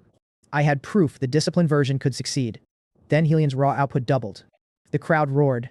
Darius' side became brighter than the entire opposing field. My archive filled with answers. The correct move was to keep using the plan. I chose spectacle instead. Not because I was stupid. Because the gap was so large that I stopped trusting the slower method the moment it looked insufficient. That was the flaw. A competent person making the wrong choice for an understandable reason. I opened barrier and air magic together. Dual channel held. Helion's solar breath hit. Barrier caught the front. Air magic turned the edge. Naira reached his flank. The crowd shouted. For 1 second, I thought the plan had worked. Then Darius dropped both hands onto the amplifier rail. Helion had still been holding back. Gold pressure filled the arena. I reached for Arcane too, not because the field required it, because I had it. That was the old flaw wearing a newer face. The vessel brace tightened. Pain reached my shoulder. Naira turned toward me. Evan, too late. Helion attacked, and I met legendary output with every answer I owned. My barrier cracked first. Air magic reversed. Arcane scattered. The tamer linked through the remaining force into Nira. Her left wing opened to stabilize. Helion's solar pressure hit it directly. I heard the rip. Naira hit the ground. Black gold blood traced the membrane. My old channel injury reopened at the same moment. The vessel brace failed. I dropped to one knee. A horn sounded. Point awarded. Darius and Helion. The kingdom saw it. Darius, Lena, Selka, Orin. Every spectator in the court. This was not a near miss. I'd failed the objective because I used my own growing power badly. Darius spread his arms. You needed an entire library to lose to one dragon. The crowd reacted, not all laughter. Enough. I tried to stand. My arm did not cooperate. Mara entered the medical ring as soon as Selka suspended the field. Iris reached me. Naira tried to rise. Her torn wing collapsed. I moved toward her. Mara blocked me with one shoulder. She is alive, I know. Then listen. Naira looked at me, furious. Ed, you will not put that plan through me again. I know what failed. No. Her tail struck the floor. You know what broke. That landed. Iris unfolded her map on the ground. Darius's strongest output is not constant. 3 command windows. Every amplifier burst happened after he saw both my cast and Naira's position. I had noticed. Then ignored it because I wanted enough power to make timing irrelevant. Mara wrapped my reopened channel. You now get less. Less what? Everything. She tightened the seal. No sustained dual channel. No maximum output barrier. If the arm burns, you stop. Naira folded the torn wing as far as it would go. And I choose my role. Yes. Orin arrived. He looked at the board, then at me. Orin said, you tried to erase a mastery gap with inventory. Yes. And I looked at Nira's bandaged wing. I had more ways to make the same mistake. That earned one nod. Now you are learning. Darius took the first point applause on the opposite platform. Helion stood behind him. Legendary, stronger, still controlled. Lena looked worse after the amplifier burst. The important part was that none of those facts needed to change for us to win the next phase. The next linked field rewarded position and control, not raw damage. Iris pointed at the command layout. Fight the field. Mara pointed at my arm. Not your body. Naira pointed toward Helion. And do not fight his strength. That was the new plan. One pattern at a time. One roll at a time. Make Darius commit. Use the field. The medical break became the most important 20 minutes of the duel. Mara cut away the damaged brace. The channel underneath had reopened along the same line as failure A. Same injury, she said. Worse, different. She pointed at the burn. You did not rip a new path. You overloaded the old one. That preserved continuity. Naira's left wing was worse. The membrane rip ran from the outer joint halfway inward. Mara sealed it, not healed. Closed enough to stop bleeding. Ground control only. Naira looked at me instead of Mara. I knew what she was waiting for. I heard her. Her expression softened, barely. Good. That was the relationship progress. After the first failure, I needed people to tell me I was wrong. After the second, I needed to prove I would listen before they forced me. Iris redrew the route with one change. She crossed out every place where I had planned more than one spell. I asked Iris, what if Darius changes? Then we change one thing. What if Helion doubles output again? Iris tapped the command seal. We do not answer output. She tapped the command seal. We answer timing. Orin gave me the final rule. You are not proving the archive is large. He pointed at Naira's bandaged wing. You are proving you can stop using it badly. That sentence became the center of the comeback. The officials gave us 20 minutes before the next exchange. I spent none of it adding power. I removed options. No arcane unless a command seal exposed itself. No dual channel beyond 3 seconds. No attempt to overpower Helion. Naira tested her injured wing. Pain crossed her face. She folded it. I can fight on the ground. Mara checked the rip. You can control. Do not fly hard. That limit stayed active. Iris moved the route markers on our board. I watched Darius. He thought the first point had proven the entire duel. That made him predictable. He wanted the same kind of victory again. The linked field opened. 3 capture points, 1 moving command seal, 1 dragon objective. Darius pushed Helion toward the center. I gave it to him. The crowd murmured. Second point opened. He committed again. Air magic. 1 burst. I moved late. Exactly as Iris planned. Naira crossed behind the west barrier. Darius opened the amplifier. Barrier. 1 second. Not against Helion. Against the command seal. The system registered his line as obstructed. His control lagged. Naira took the second marker. Link control. Even. Darius stopped smiling. Helion was still stronger. That no longer decided every rule. The third command came. I cancelled barrier. Arcane. 1 precise strike at the moving seal. It jumped lanes. Darius's command landed in empty space. Naira took the final point. The board flashed. Link Tamer field. Evan and Naira. Then the record line. First, 0 output support candidate to defeat favored Dragon Knight in linked field. The arena went silent. The board repeated it. Selka confirmed. Record valid. That was our first public win after the failure. Nothing smaller had interrupted it. Naira looked across at me. Wings still torn. I did not smile at the injury. She nodded anyway. The loss remained on the board, so did the record. Failure had not been erased. It had changed the method. Darius looked at Helion, then the next field. The dragon control objective was loading. His confidence returned. Cue trick. Naira stepped into the ring. I kept the plan narrow. No raw contest. No fantasy that she had secretly become stronger. The objective was displacement. Control the opposing dragon's position without lethal force. Helion remained the strongest creature on the field. That was exactly why Darius was about to make the same mistake I had. Helion charged. Naira did not meet him. She used his weight. Barrier appeared behind 1 step. Cancelled. Air magic shifted 1 turn. Cancelled. The injured wing stayed folded. Naira used her tail, claws, and the broken field layout. Darius kept adding output. That made Helion harder to stop. It also made every correction wider. Third exchange. Fourth. Helion overcommitted toward the south marker. I opened barrier for 1 second. Not enough to hold him. Enough to alter his footing. Naira hit the shoulder. Helion crossed the ring line. The horn sounded. Dragon control objective. Evan and Naira. The crowd exploded. No one could honestly claim Naira had become stronger than Helion. She had won the objective he was too powerful to handle efficiently. That distinction mattered more than a fake power leap. The dragon objective forced one final choice. Helion had crossed the boundary.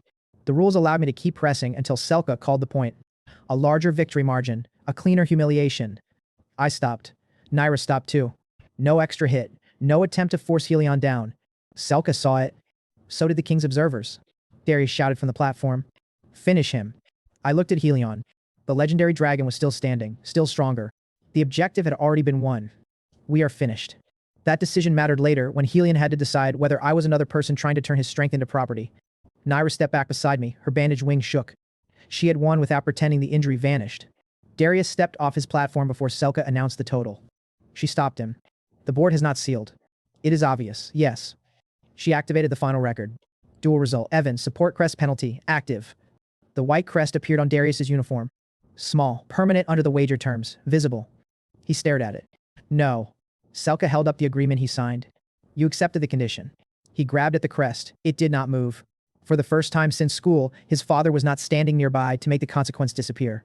The arena saw it, Lena saw it, the king's officials saw it. I had won the challenge. The clock was finished on screen. Then Darius reached under his armor. Oren saw it first. Evan. Black red light erupted from Darius's chest. The broken circle, not a faint callback now. The full structure. It spread through the command array. Helion screamed. Black chains wrapped his neck and wings. Lena fell beside the Saint Channel. Selka ordered evacuation. Darius looked at the support crest, then at me. If the kingdom wants a monster, I will give it one. A voice answered through the seal. Not his. Older. Cold. The vessel. No name. Just recognition. Oren drove his staff into the arena floor. Silvergate script unfolded. Move the civilians. Iris took the north stands. Mara opened a clean medical route. Naira stayed near Helion without approaching the chains. The legendary dragon fought them. That was proof enough. The bond had become force. Oren's gate script cut through the first layer. The black circle opened anyway. A rift formed behind Darius. The layout hooked Oren's staff, then his arm. I ran toward him. Do not follow an unstable gate. He redirected the seal away from the lower crowd. That saved hundreds. It also gave the rift a clean line to him. Oren disappeared through it. His staff hit the arena floor on our side. Darius and chained Helion vanished after him. The rift collapsed. Silence returned. Selka looked at the board. Duel result. Evan, still sealed. The wager is resolved, she said. I picked up Oren's staff. The win felt real. So did the new pressure. The old deadline was gone. Named events replaced it. Find Oren. Understand the broken circle network. Stop Darius from turning Helion into something he never chose to be. Lena was still on the ground when Mara reached her. She opened her eyes. I know what the Saint Layer is doing. That was the first useful thing she had said to me since the awakening. The duel was over, but the crest meant nothing if I let the man who taught me how to use this power disappear through Darius's gate. Lena woke in Selka's recorded transfer room. Mara checked her first. Iris stood by the door. Naira sat near me with her injured left wing bound against her back. Oren's staff rested across my knees. Lena looked at it, then at the empty chair where Oren should have been. I helped Darius build the Saint Layer inside Helion's command chain. Mara's expression hardened. You knew? I thought it was stability. That answer did not excuse anything. It did explain the mechanism. She told us how the process had changed over the previous days. At first, her Saint Mana moved through Darius and dispersed into the egg. After Helion hatched, the command array started retaining a thin white layer. Darius called it sync. Lena noticed that every time Helion resisted an order, the retained layer brightened. She asked once. Darius told her resistance was proof the dragon needed more stability. She accepted the explanation because it matched the choice she had already made. That was useful characterization. Lena had not become stupid. She had kept interpreting new evidence in the direction of the person she decided was safer. Now the Black Seal had made the cost impossible to ignore. Lena continued. Darius said Helion resisted because legendary dragons need stronger bonds. Naira's tail struck the floor once. Lena did not look away. I believed him. What changed, I asked. The last transfer. She swallowed. The Saint structure stayed inside the Black Seal after I stopped casting. Information. Useful. Can you split it? My class has curse, separation. There was the missing tool. Selka activated the record. Lena held out one hand. I am giving healing light, Saint Barrier, and curse, separation willingly. She looked at me, no condition. Then, quieter, no request that we go back. That mattered. I took the transfer. Saint Gift accepted, healing light archived, Saint Barrier archived, curse, separation archived, donor ability retained. Lena cast all three structures immediately afterward. Nothing missing. Mara confirmed the patterns were clean. Selka sealed the record. Lena looked at me. I am sorry. Use that later. She flinched. I kept going. I will use the magic. Her eyes lifted. I am not rebuilding what we had. The room stayed quiet. Iris did not gloat. Mara did not soften the boundary. Naira simply remained beside me. The difference was visible without anyone announcing it. Lena had chosen Darius when I looked weak. These three had chosen me while the route was dangerous, underfunded, and legally inconvenient. The relationship question closed there. A guild alarm opened before the conversation could drift any further. Steel pass, defense failure. Oren's arcane signature appeared on the same regional map. Not his staff. The physical staff was still in my hands. That fixed the item confusion before it existed. Before we moved, Selka gave Lena a choice about the disclosure record. Public or sealed? Lena looked at the saint pattern still glowing around her hands. Public. Iris raised an eyebrow. Lena continued. If Darius used my class to build part of the chain, other healers need to know what to look for. That decision changed reputation and information at once. It did not redeem her relationship with me. It made her useful to people outside it. Selka marked the saint disclosure for guild distribution. Named event. Not a private apology. Milo projected the route. Refugees behind failing shield formations. A captain named Relin in the center. Eastern bridge damaged. Demon pressure moving toward the pass. Mara looked at my brace. You can cast. How much? Less than you want. Normal. I stood. Naira tested the bound wing. No hard flight, Mara said. Naira nodded. The injury stayed operational. Before we left the capital, Lena asked one question. Will curse. Separation work if Helion cannot want me near him? Mara answered. The spell splits structures. It gives you no authority over the target. Lena nodded. That distinction mattered.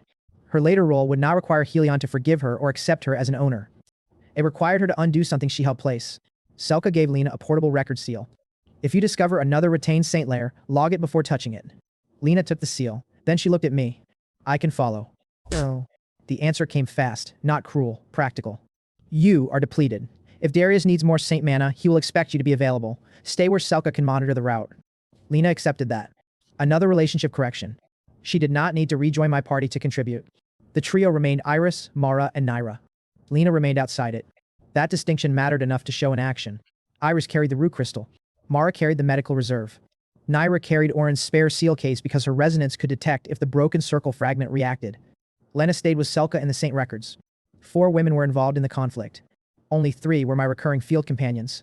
That kept Lena outside the recurring companion structure instead of quietly turning her into a 4th member. Milo gave us 2 reserve crystals from the independent network. Not premium. Enough. The source labels mattered. Baker District Cooperative, South Clinic. People we had helped were now financing movement. The support economy was becoming visible infrastructure before the final chorus ever appeared. I attached orange staff to my back. The arcane signature on the route map continued north. Steel Pass lay directly across it. No detour, no filler event. The named crisis was the path to the main objective. We moved. Steel Pass would break before Orange Trail went cold, so every moment I spent saving the road also belonged to the rescue ahead. Steel Pass looked less like a town and more like a wall that people had learned to survive behind. The eastern bridge hung by one chain. Refugees crowded the inner road. 3 shield formations blocked the western breach. Captain Relin stood in the center wearing armor repaired so many times the original metal barely showed. He saw Nira first, then my support license, then the brace around my arm. You are the arena boy. I prefer Evan. I prefer people who arrive before the bridge breaks. A demon ram hit the western formation. The whole pass shook. One shield collapsed. 2 defenders went down. A second creature climbed the lower wall while the first ram backed up for another charge. Relin shouted 3 orders. No one heard the third because the bridge bell started ringing. The eastern span was slipping. That gave us 3 people-centered problems immediately. Relin could lose the formation. Iris could lose the refugee route. Mara could lose the wounded before either problem finished. Naira looked at me, no need to assign her. She moved to the center brace, black gold resonance spread into the wall. Her wings stayed folded. The injury changed how she solved the problem without removing her from it. I looked at Relin's linked steel line. The structure was strong. The people carrying it were empty. That was the actual opening for resonance relay. Conversation over. Iris ran to the eastern span. Chain can hold 10 at a time. Mara moved toward 3 wounded defenders. Naira stayed on the ground because her left wing was still bound. I can stabilize the center. Relin looked at me. What can you do? I checked his formation. 40 defenders linked through steel mana. The problem was not the front line. It was the reserve moving between exhausted bodies. I can make what you already have last longer. He did not look impressed. Then do it. A young defender beside Relin almost dropped his spear when the next impact shook the line. Relin shoved it back into his hands. Stay in formation. If his route works, you trust it until I say otherwise. That was the concrete change. Relin was not merely impressed after the fact. He was willing to risk the formation on my support while the enemy was still moving. The defender nodded and reset his stance. The ram hit again. I touched Relin's shoulder. Permission to route your reserve through the formation. You take nothing permanent? Nothing you do not give. He opened the link. I used mana return. Steel brightened across the first rank, then dimmed farther down the line. Too much distance. I could touch Relin. Not 40 defenders individually. The next impact would break the far side. The archive recognized the actual problem. One willing source, multiple linked recipients, existing formation available, resonance relay unlocked. I did not create 40 new routes. I used Relin's. Mana crossed into me, then returned through the formation he already controlled. Every shield brightened at once. The ram hit. 40 weapons moved like one wall. The impact stopped, then slid backward. Relin stared at the line. You fed all of them. I returned 1 current through your formation. That is a very support class way to describe cheating. He was smiling when he said it. More importantly, he changed his next order. Second rank, trust his timing. That was the concrete reaction I needed. A doubter had not merely recalculated, he changed battlefield behavior because of the proof. Iris moved the first refugees across. Naira steadied the bridge supports from the center. Mara kept the wounded defenders from dropping out of formation. I used relay only when the line needed it. No waste. No attempt to own the formation. The route almost failed halfway through. One elderly refugee froze on the bridge. The demon ram hit the formation again. Iris could not carry him and keep the air lane stable. I started toward the bridge. Relin stopped me. Hold the relay. One of his defenders broke formation and ran. The guard reached the man, dragged him forward. Relin's steel line weakened. I routed the gap. The formation held. That was the first time someone else used my support to make their own heroic decision. I did not need to be the person on the bridge. The system had made another person capable of being there. The final group crossed as the eastern chain snapped. Naira caught the falling span with resonance for 3 seconds. Enough. The last child reached the far side. The bridge bell started ringing after the last crossing. Not alarm. All clear. People on the inner wall repeated Relin's new order down the line. Route through Evan. My name became a piece of operational language. That was the town rung the reaction ladder needed. Not worship. Trust large enough that strangers used it without asking who I was first. The town saw it. Not a scoreboard this time. People. The same guards who had dismissed me at arrival raised their weapons when Relin did. Then Relin removed a steel clasp from his armor. I am giving you the pattern. I checked his intent. Clean. Willing. He pressed the clasp into my palm. Steel pattern archived. Donor ability retained. Relin immediately reopened his formation with the same steel structure. Nothing gone. The defenders saw that too. Route authority is yours while you are inside the pass, Relin said. That was not applause. It was more useful. The town had moved from doubt to operational trust. We barely had time to refill water before smoke covered the southern sky. Milo's route crystal opened. Ash market evacuation. Iris swore. Mara checked my arm. Your brace is warm. It is attached to me. That was not the observation. Naira looked toward the smoke. Her bound wing twitched. No flying. Mara pointed at her. Naira gave her a look, then folded the wing tighter. The team had learned something from the duel too. Limits were not suggestions. We left Steel Pass with Relin's pattern, town authority, and less reserve than I wanted. Orin's arcane signature still moved somewhere beyond the regional map. The rescue trail was alive. So was the next city. Ash Market was already burning when we reached the first gate. Ash Market had plenty of fire. That was the problem. Syndra met us in the main avenue with both arms burned red from her own spell work. Flame walls separated 3 blocks. Families were trapped behind them. Black contamination fed on uncontrolled heat. Do not add more fires, Syndra said. Good first instruction. She held one ember between shaking fingers. Everything else I have is keeping the district from becoming a furnace. Mara studied the corruption line. I can purify a corridor. Not wide enough, Iris said. Naira looked at the roofs. I can hold the structures. That left the fire itself. Not more. Better. I touched Syndra's wrist. I held out my hand to Syndra. Give me 1 ember. She hesitated. You keep the pattern? Yes. I keep mine? Yes. She understood. Then gave it. Flame pattern archived. I did not cast it immediately. I routed Syndra's own ember back through steel-supported layout. Mara purified the edges. Iris opened the civilian lane. The controlled fire moved exactly where Syndra wanted it. Her eyes widened. That is mine. Yes. She raised both hands. The corridor followed her.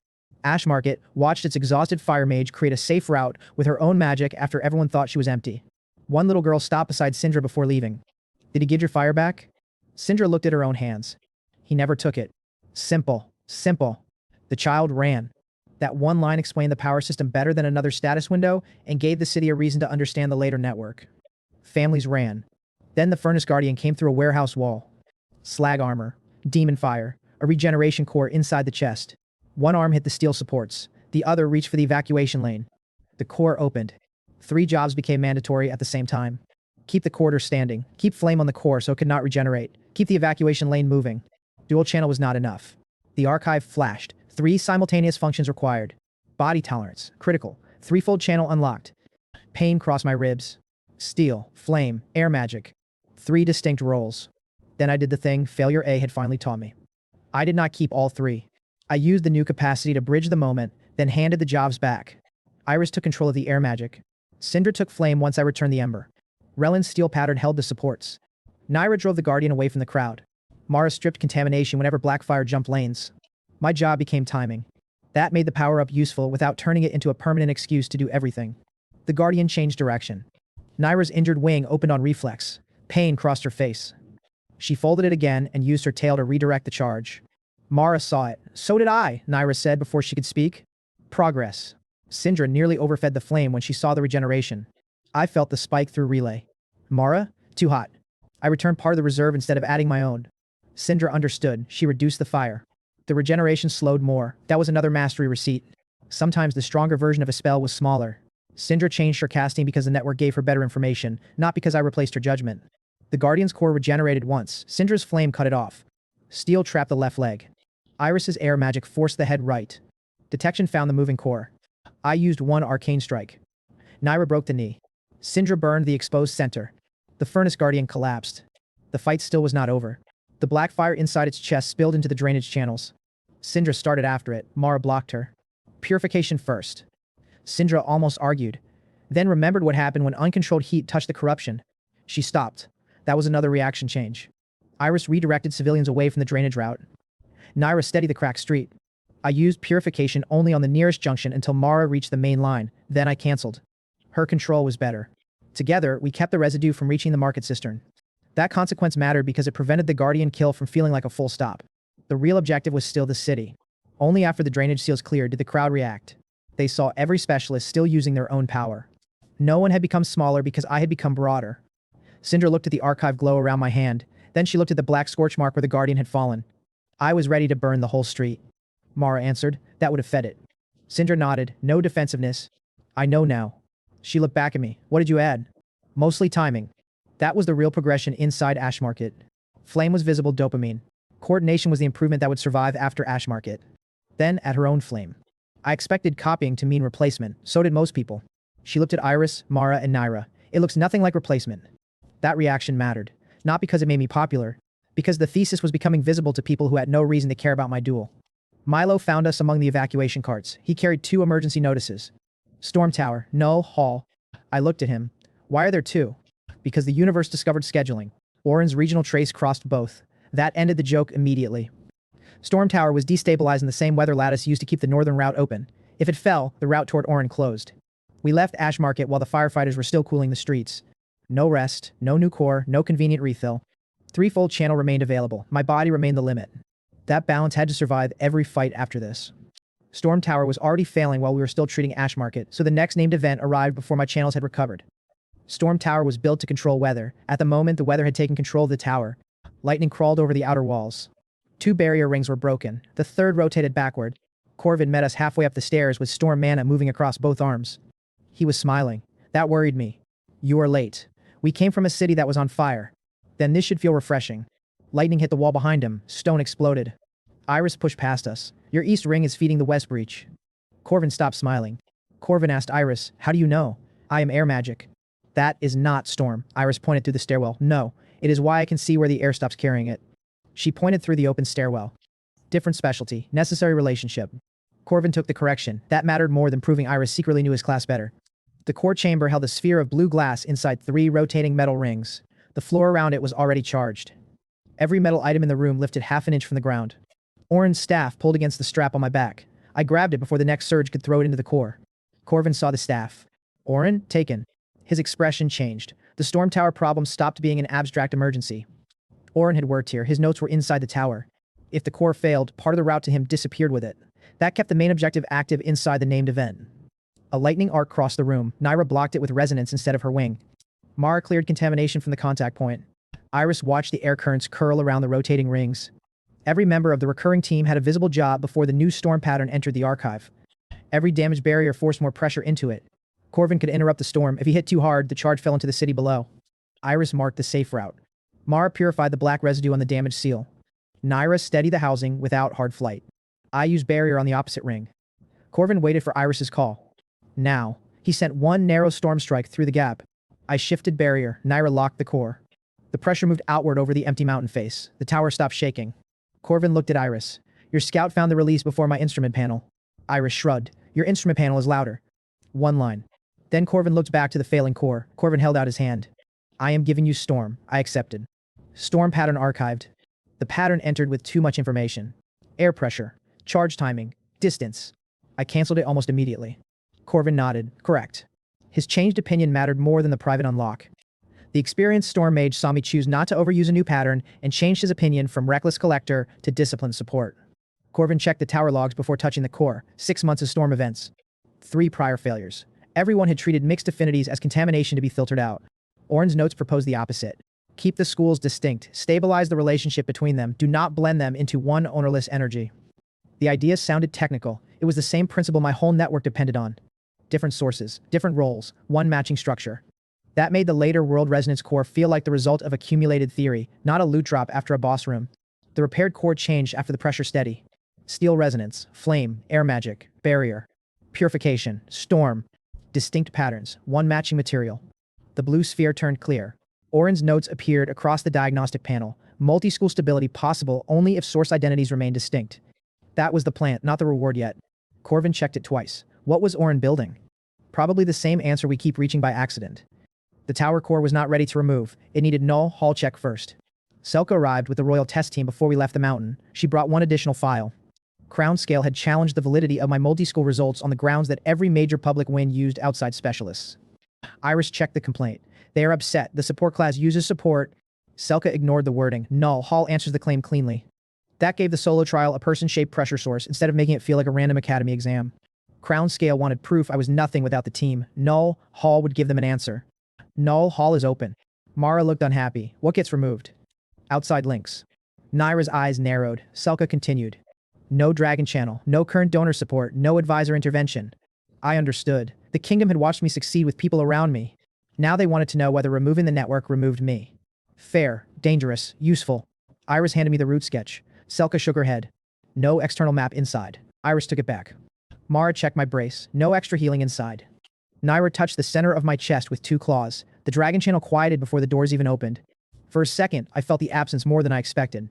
Not fear. Wait. I had become used to people being there. That was not the same as needing ownership over them. Null. Hall opened. Black stone. No crowd. One moving seal at the far wall. 4 rotating barriers. A reserve crystal with almost nothing inside. My public status appeared. Natural output. 0. Still true. The doors closed. I had the patterns people gave me. No fresh donor. No active companion link. No excuse. The first barrier started moving. No. Hall tried to make speed feel mandatory. That was its first trick. The moving seal at the far wall changed lanes every few seconds. The 4 barriers rotated at different speeds. My external reserve was minimal. The dragon channel was gone. No Iris, no Mara, no Naira, no Orin. Just the structures I had already earned. I used appraisal, waited. Air magic for 1 movement, cancel. Barrier for 1 impact, cancel. Steel when the floor shifted, cancel. A second false target appeared behind me, then a third. The easiest response was 3-fold channel, 1 pattern for each. I used appraisal instead. 2 targets had no mana signature, decoys. 1 moving wall could not hit me if I simply stood still. The trial was testing the habit my archive encouraged. C problem. Use power. Null. Hall rewarded the opposite. C problem. Decide whether it deserves a resource. That was the same method failure A had forced into me, now tested without the team there. The room tried to bait 3-fold channel by opening multiple hazards at once. I refused. Not every threat required an answer. 1 barrier passed behind me without touching anything important. The next dropped a false target. I ignored it. The final seal appeared for less than a second. I almost fired too early. The first opening was a reflection. Appraisal showed no mana mass behind it. I waited. The second opening moved left. Air magic could have pushed me into position faster. I stayed still. The third barrier rotated behind the target and created a real line. Arcane. 1 precise shot. The seal shattered. The room did not reward speed. It rewarded refusing false urgency. That was why Null Hall mattered now. After multiple group victories, I finally had to prove I could execute alone without pretending allies were irrelevant. It also created a different visual texture from Steel Pass, Ash Market, and Storm Tower instead of stacking another battlefield on top of them. The seal broke. The door did not open immediately. A final message appeared. External support removed. Independent execution confirmed. I looked at the 0 output status underneath it. Still 0. That was the point. The test had not proven I no longer needed people. It proved that what people willingly taught and gave me remained useful even when they were not physically there. Null. Hall opened. Outside, Selka checked the result. Passed. Corvin looked at my 0 output line. Corvin looked at my status. You actually make nothing. Correct. And you cleared it. I looked at the stored patterns, with what people already chose to give me. That was the proof. The network mattered. So did what remained after everyone stepped away. The Storm Tower core had been waiting for that check. Orin's diagnostic notes unlocked. The multi-school material could hold distinct patterns without blending their ownership or erasing their source identities. The tower core condensed into a portable crystal. World resonance core, steady. Collection condition, confirmed independent routing. That made the collection item earned instead of appearing in the same breath as its own purpose. I held it. No mana generation, no instant power, a matching engine. Mara checked the surface. No contamination. Iris looked at the route signatures inside it. They stayed distinct. Naira touched the edge. Black gold resonance moved through one channel without overriding the others. That mattered later. I fixed that rule in my own head. The world resonance core could become the physical anchor for a larger distributed network if one ever existed. Orin's notes contained one warning beside that conclusion. Compatibility cannot create capacity. A perfect anchor could keep 100 patterns distinct. It could not make one human body route 100 active demands. That limitation pointed directly toward the final world vessel problem without naming the solution early. We had solved matching. We had not solved scale. We did not have that network yet. We had coordinates. Null. Hall's recovered data pointed to the black vault. Orin's arcane signature moved through its lower levels. The same black broken circle architecture surrounded the route. The early demon seal. The contaminated gift. Darius's command system, now a prison. The thread had not vanished for an hour. It had been called back repeatedly and was now becoming one system. Selka looked at the coordinates. The vault is outside normal royal access. Meaning the people inside are officially listed as hostile assets. Mara checked the prisoner count. People. Selka did not disagree. Iris found the maintenance route. Naira tested her wing. The rip had sealed enough for shore-controlled movement, not sustained flight. Mara set the limit explicitly. Glide only if the ground disappears, no aerial fighting. Naira looked at her, then at me. I heard her. I did not repeat the order. That was also progress. We entered Black Vault territory before sunrise. The outer wall was built from anti-resonance stone. Hostile flame moved through the gate. The archive rejected it immediately. Hostile source. Pattern rejected. Good. The final system-level mystery did not need solving. The immediate problem was simpler. Orin was somewhere inside a prison full of magic I could never take. The only way through was to free the people using it. The first prisoner tried to give me mana before Mara finished cutting his chain. Take it. No. He stared at me. I can help. You are still owned by the seal. I pointed toward Mara. Freedom first. She purified the mark. The man collapsed. Then we moved to the next cell. And the next. No transfer, no bargain, no promise that helping us was the price of escape. Iris mapped the upper maintenance route. Naira steadied collapsing corridors from the ground. Mara removed ownership seals. I used barrier only when the hostile arrays forced us to. Demon flame hit the archive. Rejected. Curse ice. Rejected. Mind pressure structure. Rejected. Nothing hostile became mine. By the time we opened the central gallery, 12 prisoners were free. The exit route was not. Vault locks sealed behind every open cell. Iris mapped a maintenance shaft above the nave, too narrow for several wounded prisoners. Mara found a second route through a purification channel. It crossed the guard barracks. Naira found the third, straight through the central hall, dangerous, wide enough for everyone. We used all three. That gave the rescue movement instead of one static prison room sequence. Able prisoners took Iris's upper route. Mara led contaminated prisoners to the purification channel. Naira and I kept the central hall open for the wounded. The people who later joined Mana Chorus had already been making choices about how to escape. They were already making decisions before the chorus connected them. A woman stepped toward me. I am giving what I have left. You can leave, I know. Another mage joined her. A third stayed back. I am not connecting to anything. Then do not. His shoulders lowered. The first woman held out her hand. Others did the same. Mara stopped the third donor before contact. You are still under a sedative. The mage argued. I know what I am doing. You are impaired. He looked at me. I did not overrule her. No transfer until Mara clears you. Consent was not just the word yes. Understanding and capacity mattered too. 2 hours later, after the drug cleared, he chose to join on a smaller cap. That made the donor safety rules real before they became guild policy at the end. Multiple willing donors, distinct patterns. The archive strained under sync. Multiple voluntary sources. Routing conflict. The world resonance core pulsed in my pack. There, the callback. I placed it in the center of the floor. The core held the different pattern identities apart. That prevented matching collapse. It still did not solve the routing load. The archive recognized the crisis. Mana Chorus unlocked. I raised my voice before activation. Mara sets donor caps. She started calling limits. You can disconnect whenever you want. One prisoner frowned. One freed mage asked, during the fight? Yes. That could weaken you. Yes, I said. He joined anyway. The chorus opened. Not one anonymous pool, distinct lines. Steel, barrier, restoration. Air magic. Arcane. Each donor remained visible inside the system. Each kept the power. Each kept the exit. The vault captain entered wearing stolen spell fragments across his armor. He looked at the network. Same thing as us. No. The difference became visible before I answered. Steel holds. The steel donor chose to reinforce the front. Barrier left. Barrier moved. Mara, contamination. Purification cut the curse ice. Iris, route. Air magic opened the prisoner lane. Naira, center. She steadied the formation. He tried to break the chorus by accusing the prisoners of becoming dependent on me. One woman answered while holding her own barrier. I was dependent when your seal decided whether I could move. She disconnected from the chorus. Cast the barrier herself, then rejoined voluntarily on a lower cap. The captain had no response. The visual made the distinction clearer than another explanation could. Connection was not dependence when exit remained real. The captain switched resistances, we switched roles, not owners.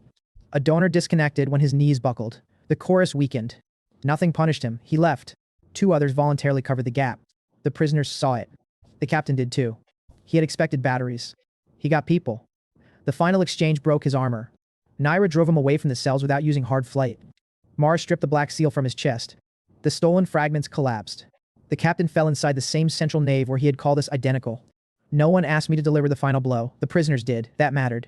If I had insisted on the last hit, I would have turned their liberation back into my achievement. The coalition became real by finishing its own jailer. The freed coalition finished him with their own magic. A former prisoner looked at the open doors. You freed us before you asked what we could give. Yes, that is why we stayed. Faction level reaction, earned. We searched the core chamber. Orin's arcane signature appeared inside the gate engine records.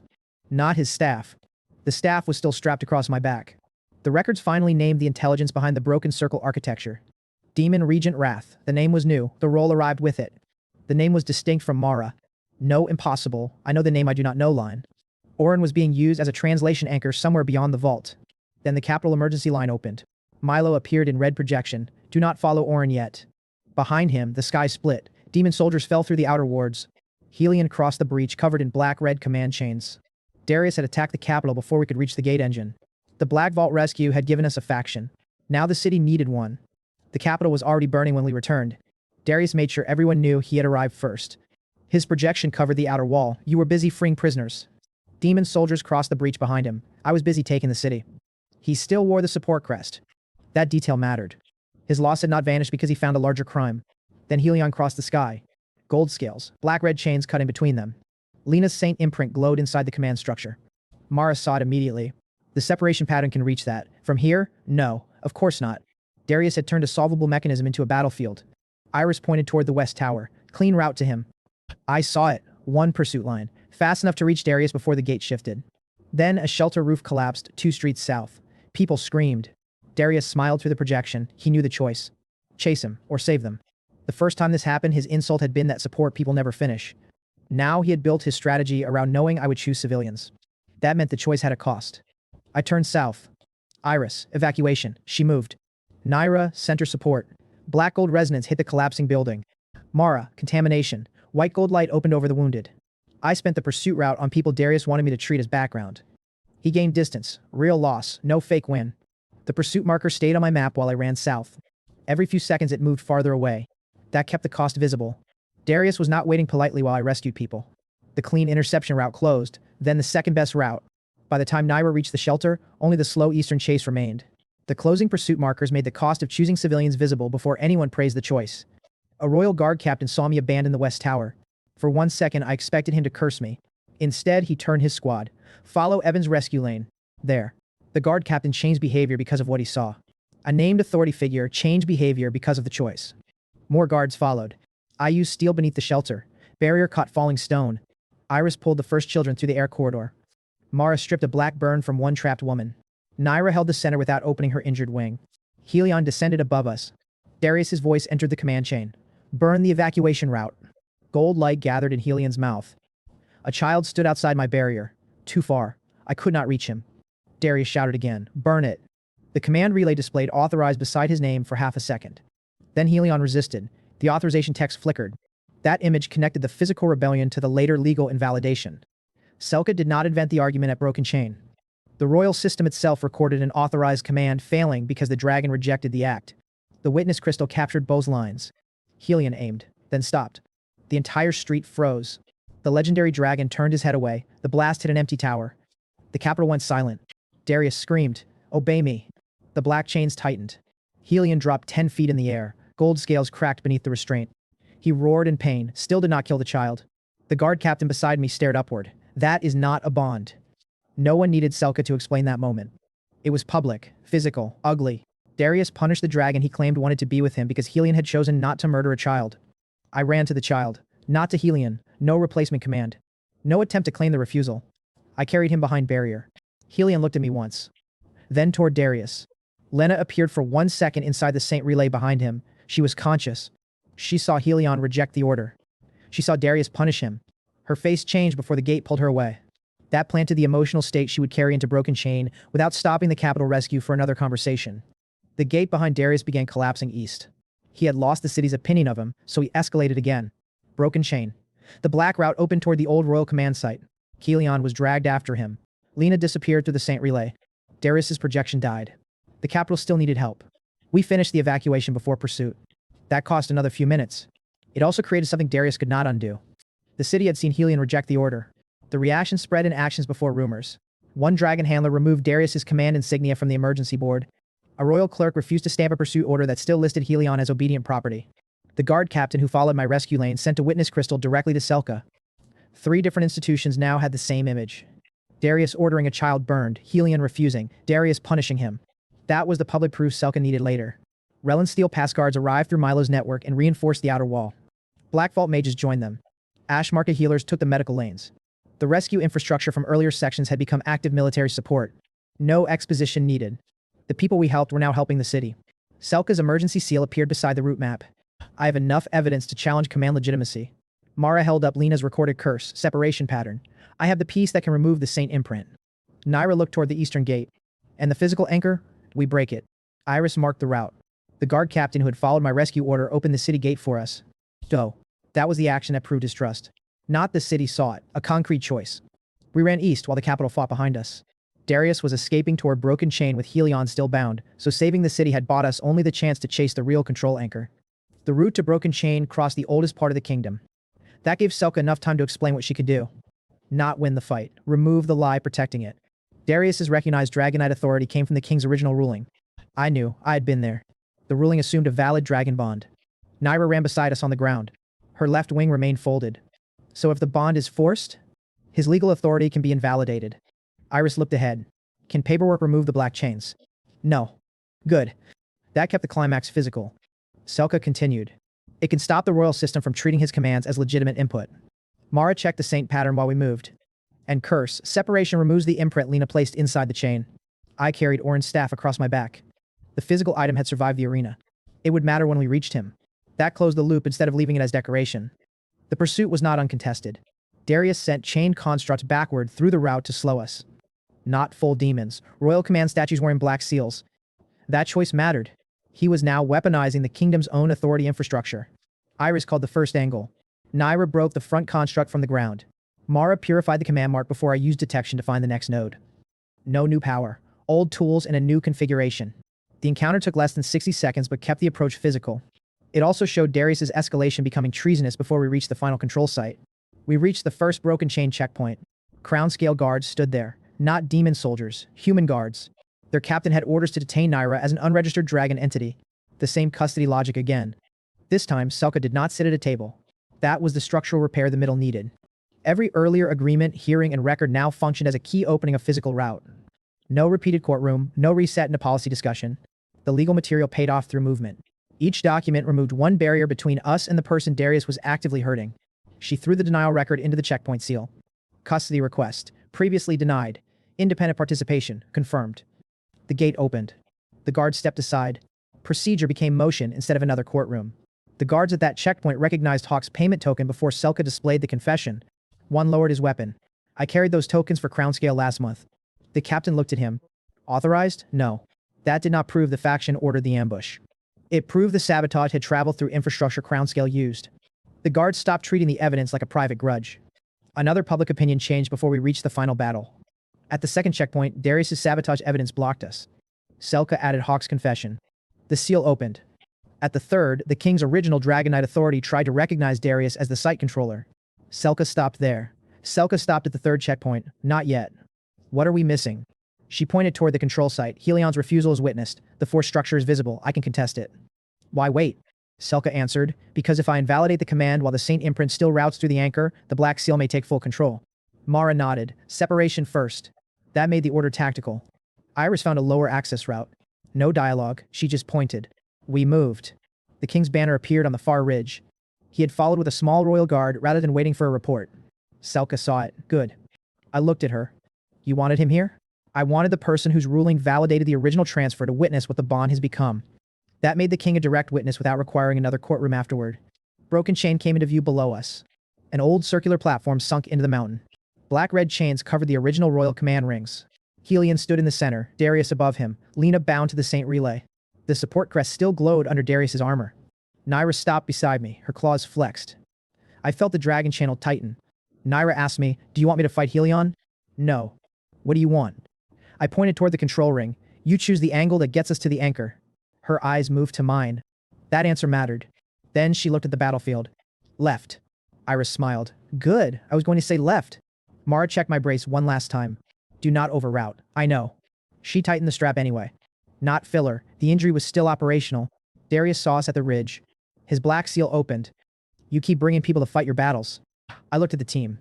Iris, Mara, Naira, Selka. The point had changed. They were here because each had a role Darius could not replace with ownership. I did not answer with a speech. I jumped into the left route. Naira followed. Broken Chain activated. The title promise was one fight away from its answer. Darius opened with the command system. Not Helion. That told me he knew the real weak point. Black-red chains lifted from the floor. Iris cut left. Mara moved toward Lena's Saint relay. Naira hit the outer anchor.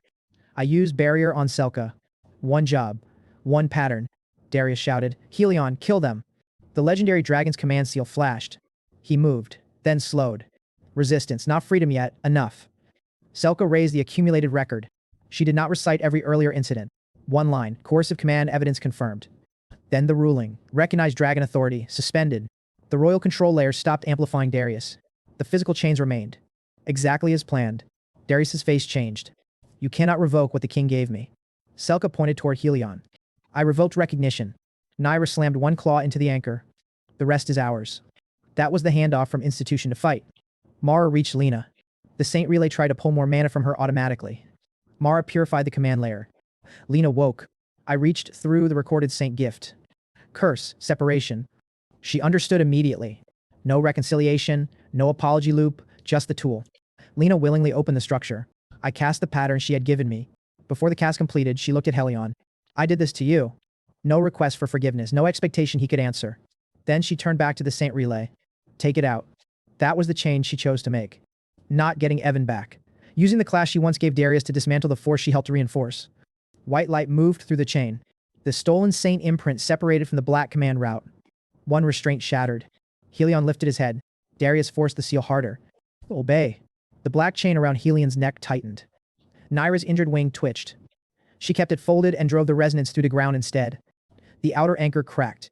Darius abandoned the platform and met me inside the ring. His first punch carried Dragonite reinforcement. I blocked with steel. The impact still drove me backward. Second strike. Barrier. Cancel. Third. Air magic changed my footing. Iris saw the rhythm from outside the inner seal. Right after the shoulder. I moved. Darius missed. He was stronger in direct reinforcement. I was better at changing tools. That let the personal rivalry remain physical while Nira attacked the actual control architecture. Darius grabbed my injured arm. Pain shot through the vessel brace.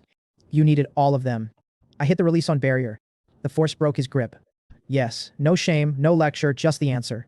I used the opening to reach the second node. The outer anchor cracked. I used detection. 3 hidden control nodes. Iris saw the movement path. Second node under him. I moved. Darius fired black-red force at me. Hostile. Archive rejected it. Barrier caught part. The rest hit my shoulder. The vessel brace held. Barely. I broke the second node with arcane. Helion's front leg came free. Darius panicked. That was new, not anger, fear. I made you legendary. Helion's gold eyes turned toward him. The egg had been legendary before Darius touched it. Darius had supplied resources. Lena had supplied Saint Mana. Crownscale had supplied infrastructure. He had confused investment with ownership. Darius realized the node was exposed. He abandoned the command rail and attacked me himself. That escalation mattered. Social bullying had become economic pressure. Procedure, sabotage, coercion, now physical desperation with the whole kingdom watching. His Dragonite armor amplified the strike. I used steel under one foot. Barrier over my shoulder. One pattern after the other. Not together. The blows still knocked me across the circle. My injured arm went numb. Naira moved toward me. I raised the other hand. Anchor. She understood. No rescue, no dependence. She kept attacking the thing only she could break while I handled Darius. The third control node opened beneath the main platform. Naira looked at me. I can break it. Your wing? Not required. She dropped low. Tail against the stone, both claws into the resonance line. No transformation, no secret stronger dragon form. Just the role she had built through every previous fight. Battlefield control, stabilization, choice. She tore the final anchor out of the floor. The black chain around Helion's throat fell. Darius raised one hand. No royal amplification, no saint imprint, no physical anchor. Only his own voice. Kill Evan. Helion looked at me. I did nothing. No command, no hand extended, no bond offer. Darius shouted again. Helion turned away from me, then toward Darius. He had actually been there for most of the fight. He simply reached the control platform at the exact moment the final chain fell. That clarified the continuity. The king had seen Darius attack me. Seen Lena's saint imprint separated. Seen Nira break the physical anchor. He was not making a judgment based on one dramatic pose. He had watched the force system fail in real time. The king arrived on the upper ridge with the royal guard in time to see the choice. Perfect witness. Helion lowered his head. Not to submit, to put his horns between Darius and the rest of us. The king looked at Selka. Status? Darius has no recognized authority over Helion. Darius looked at me. You think he belongs to you now? That was the ending his worldview understood.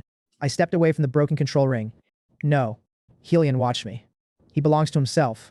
The king heard it. The guard heard it. The city relay carried it. Then Helion made the proof physical. He walked past me, past Naira, past the king, away from Darius. The support crest still burned on Darius's chest. The legendary thing he stole had become free. The title promise was paid.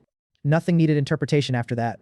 No debt language, just the image. Darius alone inside the broken ownership circle while every person and creature he tried to control stood somewhere else. For one breath, nothing moved.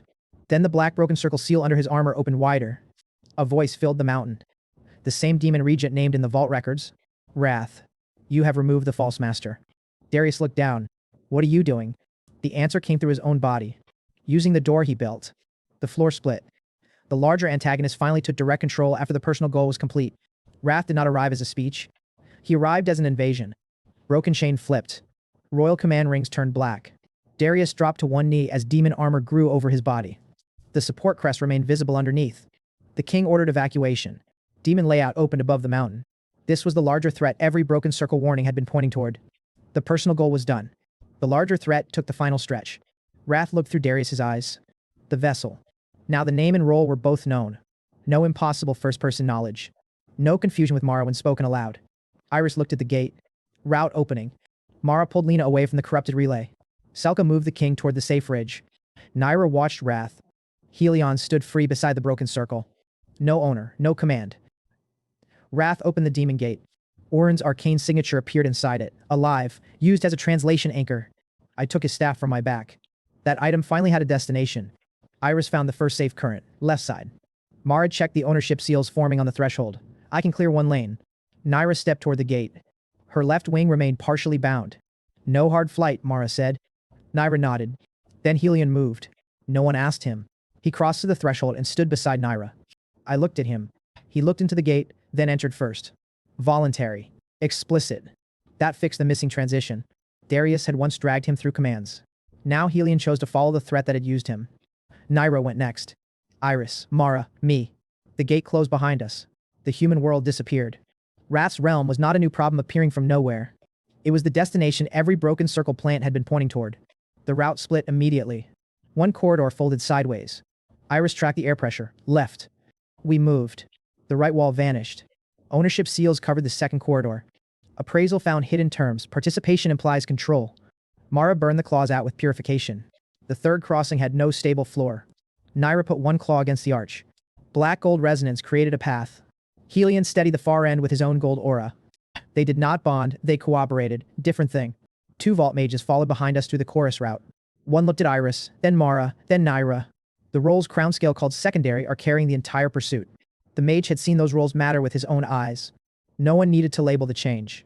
Iris pointed ahead. Compliment us after the bridge. We reached the lower gate engine. Orin was inside it. Silver chains pinned his arms against rotating layout. He saw his staff in my hand. Finally. I threw it. He caught it with one hand. The old mage smiled for the first time since we entered. Now rescue me properly. That closed the staff loop. The gate engine was using Orin's arcane foundation as the human translation layer. Cutting him free directly would collapse the engine through his body. I used detection. One silver line linked his wrist to the core. We replaced the translation first. Correct. Orin held out his free hand. The first time he gave me arcane structure, he expected to die. This time he knew exactly what my archive did. Exactly what I could keep. Exactly what I still could not master. I am giving you the complete gate script. The archive opened. Gate script offered. Donor intent. Clean. I took it. Geometry entered. Layers. Anchors. Rotations. I understood the structure. Not Orin's decades of judgment. Gate script archived. Orin kept correcting me during the transfer. Third anchor first. I placed it. Too wide. I narrowed it. Fifth line. I moved it. Wrong direction. I fixed it. The transfer did not make him obsolete. That was the proof. Naira steadied the engine. Mara stripped contamination from the replacement route. Iris marked the exit. Helion held the outer breach. Once my copied gate script carried the translation, Orin withdrew his foundation himself. The chain broke. He dropped to one knee, then hit my seventh anchor with his staff. Ugly. You were just chained to a demon engine. That still fails to improve your layout. One line of humor, then back to threat. The citadel shook. Wrath's core locked deeper into the invasion. Orin looked upward. The engine is not one spell. What is it? Every command route Darius opened, layered together. I looked at threefold channel. Not enough. Then at the world resonance core in my pack. The physical anchor capable of keeping distinct patterns matching. Then at the distant chorus lines. The answer was not a bigger private spell. It was a network large enough to route the final load without becoming ownership. Wrath's core was already locking the invasion open, so rescuing Orin had only bought us the chance to survive one last fight. Threefold channel failed on the first test. Steel held the floor. Saint kept corruption away from Orin. Storm interrupted one command pulse. Then a fourth route collapsed. A civilian shelter line on the human side started feeding panic through the chorus. I had no free channel. My body tried to open one anyway. The vessel brace burned. Naira caught my wrist. No. I stopped. That mattered. The old version of me would have forced the route because the next ability looked near. Orin pointed at the World Resonance Core. That can keep the schools distinct. Mara looked at the chorus. It cannot make consent for them. I know. I placed the core inside the gate script. Steel, air magic, barrier, flame, storm, saint, purification. Each pattern remained distinct. The core solved matching, not participation. The archive recognized the next condition. World vessel requirement identified. Distributed routing. Voluntary participants required. I did not activate anything. First, I sent one message through the chorus. The next state spreads routing load across everyone who joins. The lines waited. You can disconnect at any time. Iris answered first. Air timing stays mine. Mara followed. Purification limits stay mine. Naira tightened her grip on my arm. I stabilized the center. Orin lifted his staff. You are not routing my layout without me. The vault mages answered. Steel Pass, Ash Market, Storm Tower. Some agreed, some did not. Several disconnected before activation. Nothing punished them. Helion stood beyond the outer shell. I did not ask. He chose his own position against Wrath's barrier. The World Resonance Core pulsed. Every participating pattern stayed distinct. Only then did the archive approve the state. World vessel ready. I accepted. The network opened. The change was not infinite mana. It was distributed load. Iris carried movement timing. Mara carried safety. Naira carried resonance. Orin carried gate script judgment. The donor network carried its own reserves. I became the route connecting them. Not the owner, not the battery. Wrath entered the upper chamber wearing Darius's body under black armor. The white support crest still glowed beneath the plates. He looked at the network. So many willing chains. They are not chains. Then why do they stay? Fear rolled through the chorus. Not a spell I could copy. Pressure. People disconnected. 1, 5, 20. World vessel weakened. A rejected command option appeared inside the archive. Lock participants. I closed it. Anyone who wants out, leave. More lines vanished. Wrath smiled. You choose weakness. Yes. Iris remained. Mara, Naira, Orin. Rellen's defenders, Syndra's healers and fire crews, Corvin's tower team, vault mages. The people who had seen me return power instead of take it. Enough stayed. Not because leaving was impossible, because leaving remained possible. Wrath's smile disappeared. Then he offered the trap. Authority transfer offered. Demon Gate command. Ownership of linked routes. Voluntary source. Wrath. He was willing to give it. That made the top line technically valid. Mara shouted, do not accept. Appraisal opened. Pattern quarantine isolated the offer. Hidden terms appeared. Acceptance grants reciprocal ownership. Linked participants become subordinate to gate authority. The final temptation was the exact opposite of everything my power had taught me. Perfect control, immediate strength, no one allowed to leave. I rejected it. Wrath raised Darius's face. You could command everything. That is why I do not want it. Orin struck his staff against the gate script. Core opening soon. The final fight started.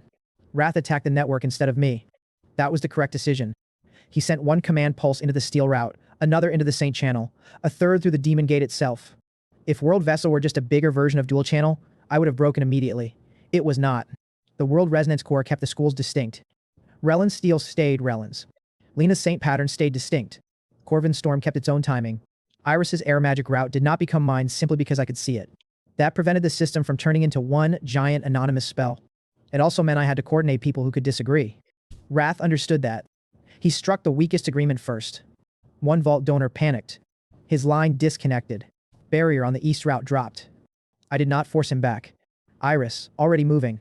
She rerouted the evac lane through the north arch. The choice cost us distance. It preserved the rule. Wrath hit the second donor with a fear pulse. Mara saw the stress signal. Disconnect him. He did not ask. He cannot answer. Wrath had stopped attacking the gate and started attacking the choices holding our network together. Consent checks showed the intention underneath the panic. Withdrawal.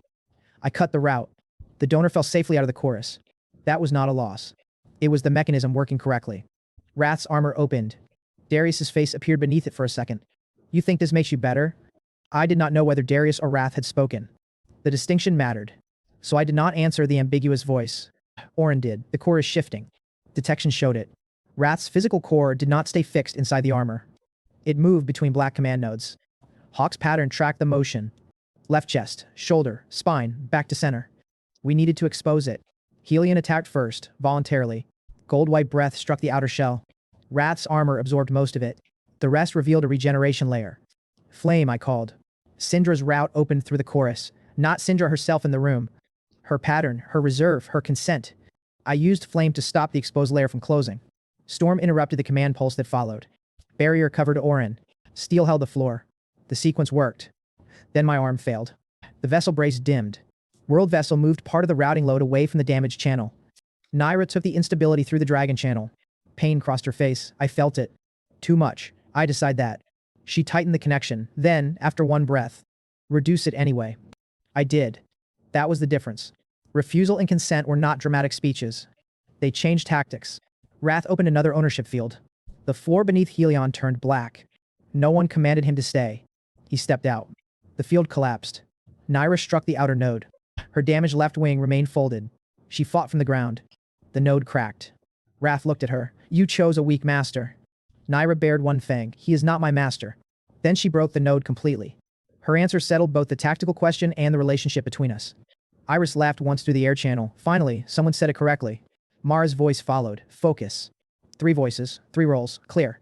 Wrath's next attack reached the donor network directly. Black command text spread through the world resonance core. Subordinate routes required for stability. False. Appraisal caught it. Pattern quarantine isolated the instruction before it contaminated the core. The matching engine remained clean. That fixed the earlier borderline collection problem. The world resonance core was not a decorative item. It was the physical reason World Vessel could keep many distinct schools connected without merging them into ownership. Wrath realized the core mattered. He changed targets. The next strike went straight for it. Iris changed the movement timing. Orin altered gate script layout. Naira steadied the base. I used barrier. The strike stopped inches from the crystal. My arm went numb. Mara saw it. Mara warned, Evan, I know, you say that often. I looked at the damaged brace. I am improving slowly. One line. Then threat again. The world resonance core cracked at one edge. Not broken. Damaged. Wrath smiled. Now the final fight had a clock that was not numeric. If the core failed, the network lost safe matching. If the network collapsed, Orin's gate script could no longer hold the invasion open safely. If we shut it early, civilians still trapped between worlds would be cut off. We had to kill Wrath before the structure failed. Not because a countdown said so, because the core holding everyone's choices apart was physically breaking in front of us. Orin raised his staff. Next opening we exposed the true core. Helion lowered his head. Naira planted both feet. Iris tightened the air route. Mara cleared contamination from the central line. I looked at every willing connection still active. No one was locked in. Enough remained. That was our advantage, not infinite power. Coordination Wrath could not own.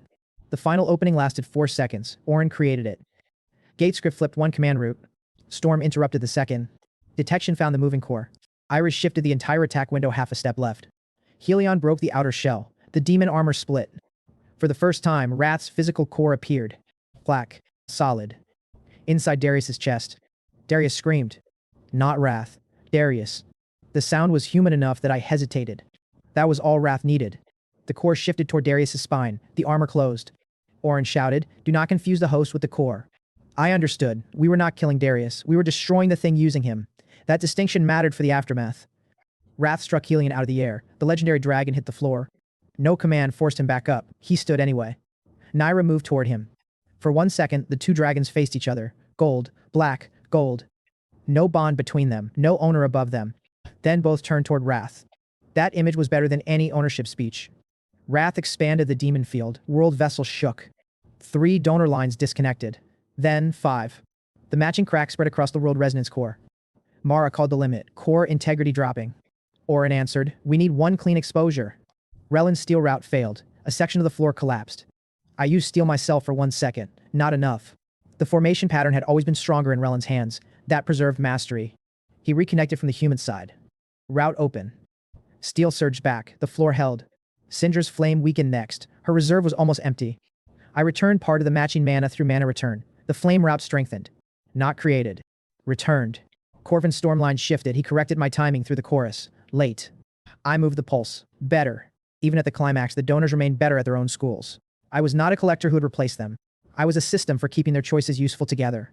Wrath saw that. His voice filled every line. You call this freedom while you spend them. Mara answered this time. He returns what he can. Iris. He listens when the route changes. Naira. And when I say no, 3 concise receipts. No filler.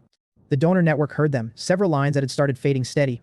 Not because anyone explained trust to them, because people made a decision after hearing why the system was different. Wrath attacked Naira. A black spear crossed the chamber. Her left wing could not lift her away. I opened barrier. Too slow. Helion intercepted it. The spear hit his shoulder. He stayed standing. Naira looked at him. He did not look back. No need. The next opening began. Orange struck the staff. Gate script folded the outer armor. Hawk's detection marked the core. Mara used curse, separation, to cut the corruption from Darius's body around it. That was the key. If we shattered the core while it was fused directly into him, Darius might die. The Saint pattern separated the black structure just enough. Wrath realized what we were doing. He tried the final ownership offer again. Not as text. As force. Every active route received the same command. Lock. The archive rejected it. Hostile command. No consent. World Vessel did not accept the order. Wrath's system could control Darius. It could contaminate structures. It could pressure donors. It could not use my ability to make unwilling people mine. The entire premise paid off mechanically. Naira hit the first exposed anchor. Helion hit the second. Iris opened the movement lane. Steel held. Barrier sheltered. Flame stopped regeneration. Storm interrupted the command pulse. Saint separated corruption. Detection kept the core visible. Gate script fixed the layout. Mara kept contamination out of the network. World Resonance Core held the distinct patterns apart. World Vessel distributed the load. Every planted role existed for this moment. The core appeared again. Center chest. Orange shouted. Now. I canceled everything I did not need. That was the lesson from both failures. Not more. Enough. One arcane route. Steel under my feet. Naira stabilizing the dragon channel. I drove the strike forward. Wrath moved the core. Detection corrected. I changed angle. The strike hit. The black core cracked. Wrath screamed through every route. The network shook. I struck again. The core shattered. Everyone saw it. Orin, Iris, Mara, Naira, Helion, the surviving vault mages, the connected defenders on the human side. No one needed to announce what the broken core meant. A physical item broke in front of witnesses. Wrath's armor froze, then collapsed away from Darius. The invasion engine stopped expanding. World vessels shut down automatically. That was important too. No permanent god state. The distributed load returned to individual channels. My body collected the pain I had avoided. I dropped. Naira caught me before I hit the floor. The World Resonance Core cracked again. This time the Citadel started collapsing around it. Orin checked the gate script. We are not done. I looked at the broken demon core. Of course not. Prisoners remain in the lower routes. Helion lifted Darius with one claw. Not gently. Alive. Mara checked him. Breathing. Good. The final fight had ended through a fight. Judgment could wait until everyone survived the exit. The gate was collapsing around everyone we came to save, so treating the kill like the ending would still get people killed. The first thing I did after killing Wrath was return mana. Not celebrate. Not claim Helion. Not ask the king what rank I had earned. Mana return, named routes first. Steel, Flame, Storm, Saint. The matching reserves went back to the people who had given them. Some received less than they started with because the fight had spent real fuel. No fake reset. The chorus dimmed. The donors remained themselves. Iris took evacuation control. Her air route moved prisoners through the safest corridor. Mara triaged the wounded and disconnected anyone too injured to remain linked. Naira steadied the final gate layout beside Orin. Her left wing stayed folded until the last crossing. Only then did Mara allow her to open it carefully. The rip had healed enough to move, not enough to pretend the injury never happened. Helion carried Darius, still his choice. At the final bridge, a collapsing command field tried to recognize Darius as the Dragon Knight authority again. Selka's invalidation record came through the human side. Recognized authority, none. The field died. Procedure mattered after the fight, not instead of it. Orin closed the last gate script. The demon citadel vanished. We returned to the capital under a sky still scarred by the breach. Only then did judgment begin. Darius survived. That was deliberate. Death would have been easier than consequence. The sealed duel result remained valid. So did the support crest. The kingdom added treason charges for the Black Seal force and the invasion route. His sentence included reconstruction service under supervision. Weeks later, I saw him carrying Mana Stone supports through the district. Helion had almost burned. The white support crest remained on his work uniform. People recognized him. No one bowed. Darius had laughed when I gave him 72 hours. The crest was still on him now. Lena found me after the first reconstruction shift. Iris was reviewing route permits with Milo. Mara was rewriting donor safety standards. Naira stood beside the courtyard fountain, black gold wings open in the sun. Lena stopped in front of me. I am sorry. No explanation. No request to go back. That was different. I know. She looked toward the others. You built something better. We built it. That mattered. She nodded. I do not expect us to go back. We cannot. The answer hurt. It also closed the relationship cleanly. She left without asking me to change it. Helion's future created a larger argument. 3 royal houses wanted sponsorship. Crownscale wanted sanctuary rights. The king asked whether the original egg gave me first claim. No. That answer was easy now. Helion chose an independent sanctuary outside the capital. No owner. No bond to me. He visited when he wanted, usually because Naira insulted his flight control loudly enough for someone to carry the message. I did not understand whether that counted as dragon friendship. I had stopped trying to classify things that worked better without ownership labels. The Resonance Guild opened 2 months later. The rules fit on one public board. Informed consent required, donor caps required, immediate disconnect available. No exclusive ownership of donor networks. Companion participation independent and revocable. The World Resonance Core sat behind reinforced glass in the central training room, cracked from the final fight, still functional. Students could see exactly why the network needed a physical matching anchor. That gave the damaged core a permanent purpose after the fight. Iris became route and scout leader. She still chose the dangerous jobs that treated information as power. She also stopped pretending her reason for staying was only professional. One night, after turning down another premium scout offer, she leaned against my shoulder and said, "I picked the team that listens." Then she handed me the route file. The moment changed both relationship and next objective. Mara became purification and donor safety leader. She accepted royal research funding only after removing the exclusivity language herself.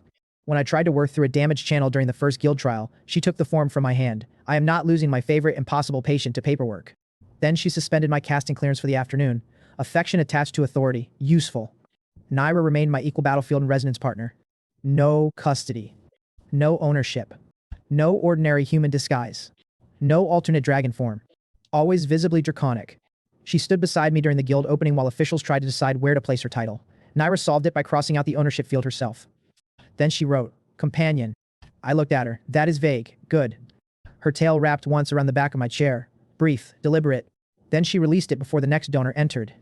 The soft harem shape was now truthful without turning the ending into romance-only filler. 3 women, 3 independent lives, 3 reasons to remain. Lena outside that structure. The public understood most of my ability by then. Willing transfers, pattern preservation, donor retention, return routes, distributed support. They did not know the archive had never shown a final storage ceiling. That stayed private. The final signal arrived after midnight. The guild was empty. Naira had gone upstairs. Iris had left a route map on my desk. Mara had left a medical restriction beside it because apparently she enjoyed balance. I was closing the donor ledger when the archive opened by itself. No hostile pressure, no broken circle. One tiny pattern waited at the edge of perception, too far away to have crossed any route I understood. The interface gave me 3 lines. Unknown source, voluntary offer confirmed, accept. No identity, no answer about the archive's origin, no second villain, 1 sequel signal. I stared at it, then closed the interface. I did not accept. The pattern remained somewhere beyond the world. Waiting. For the first time since the awakening, I was strong enough not to mistake a new power for an emergency.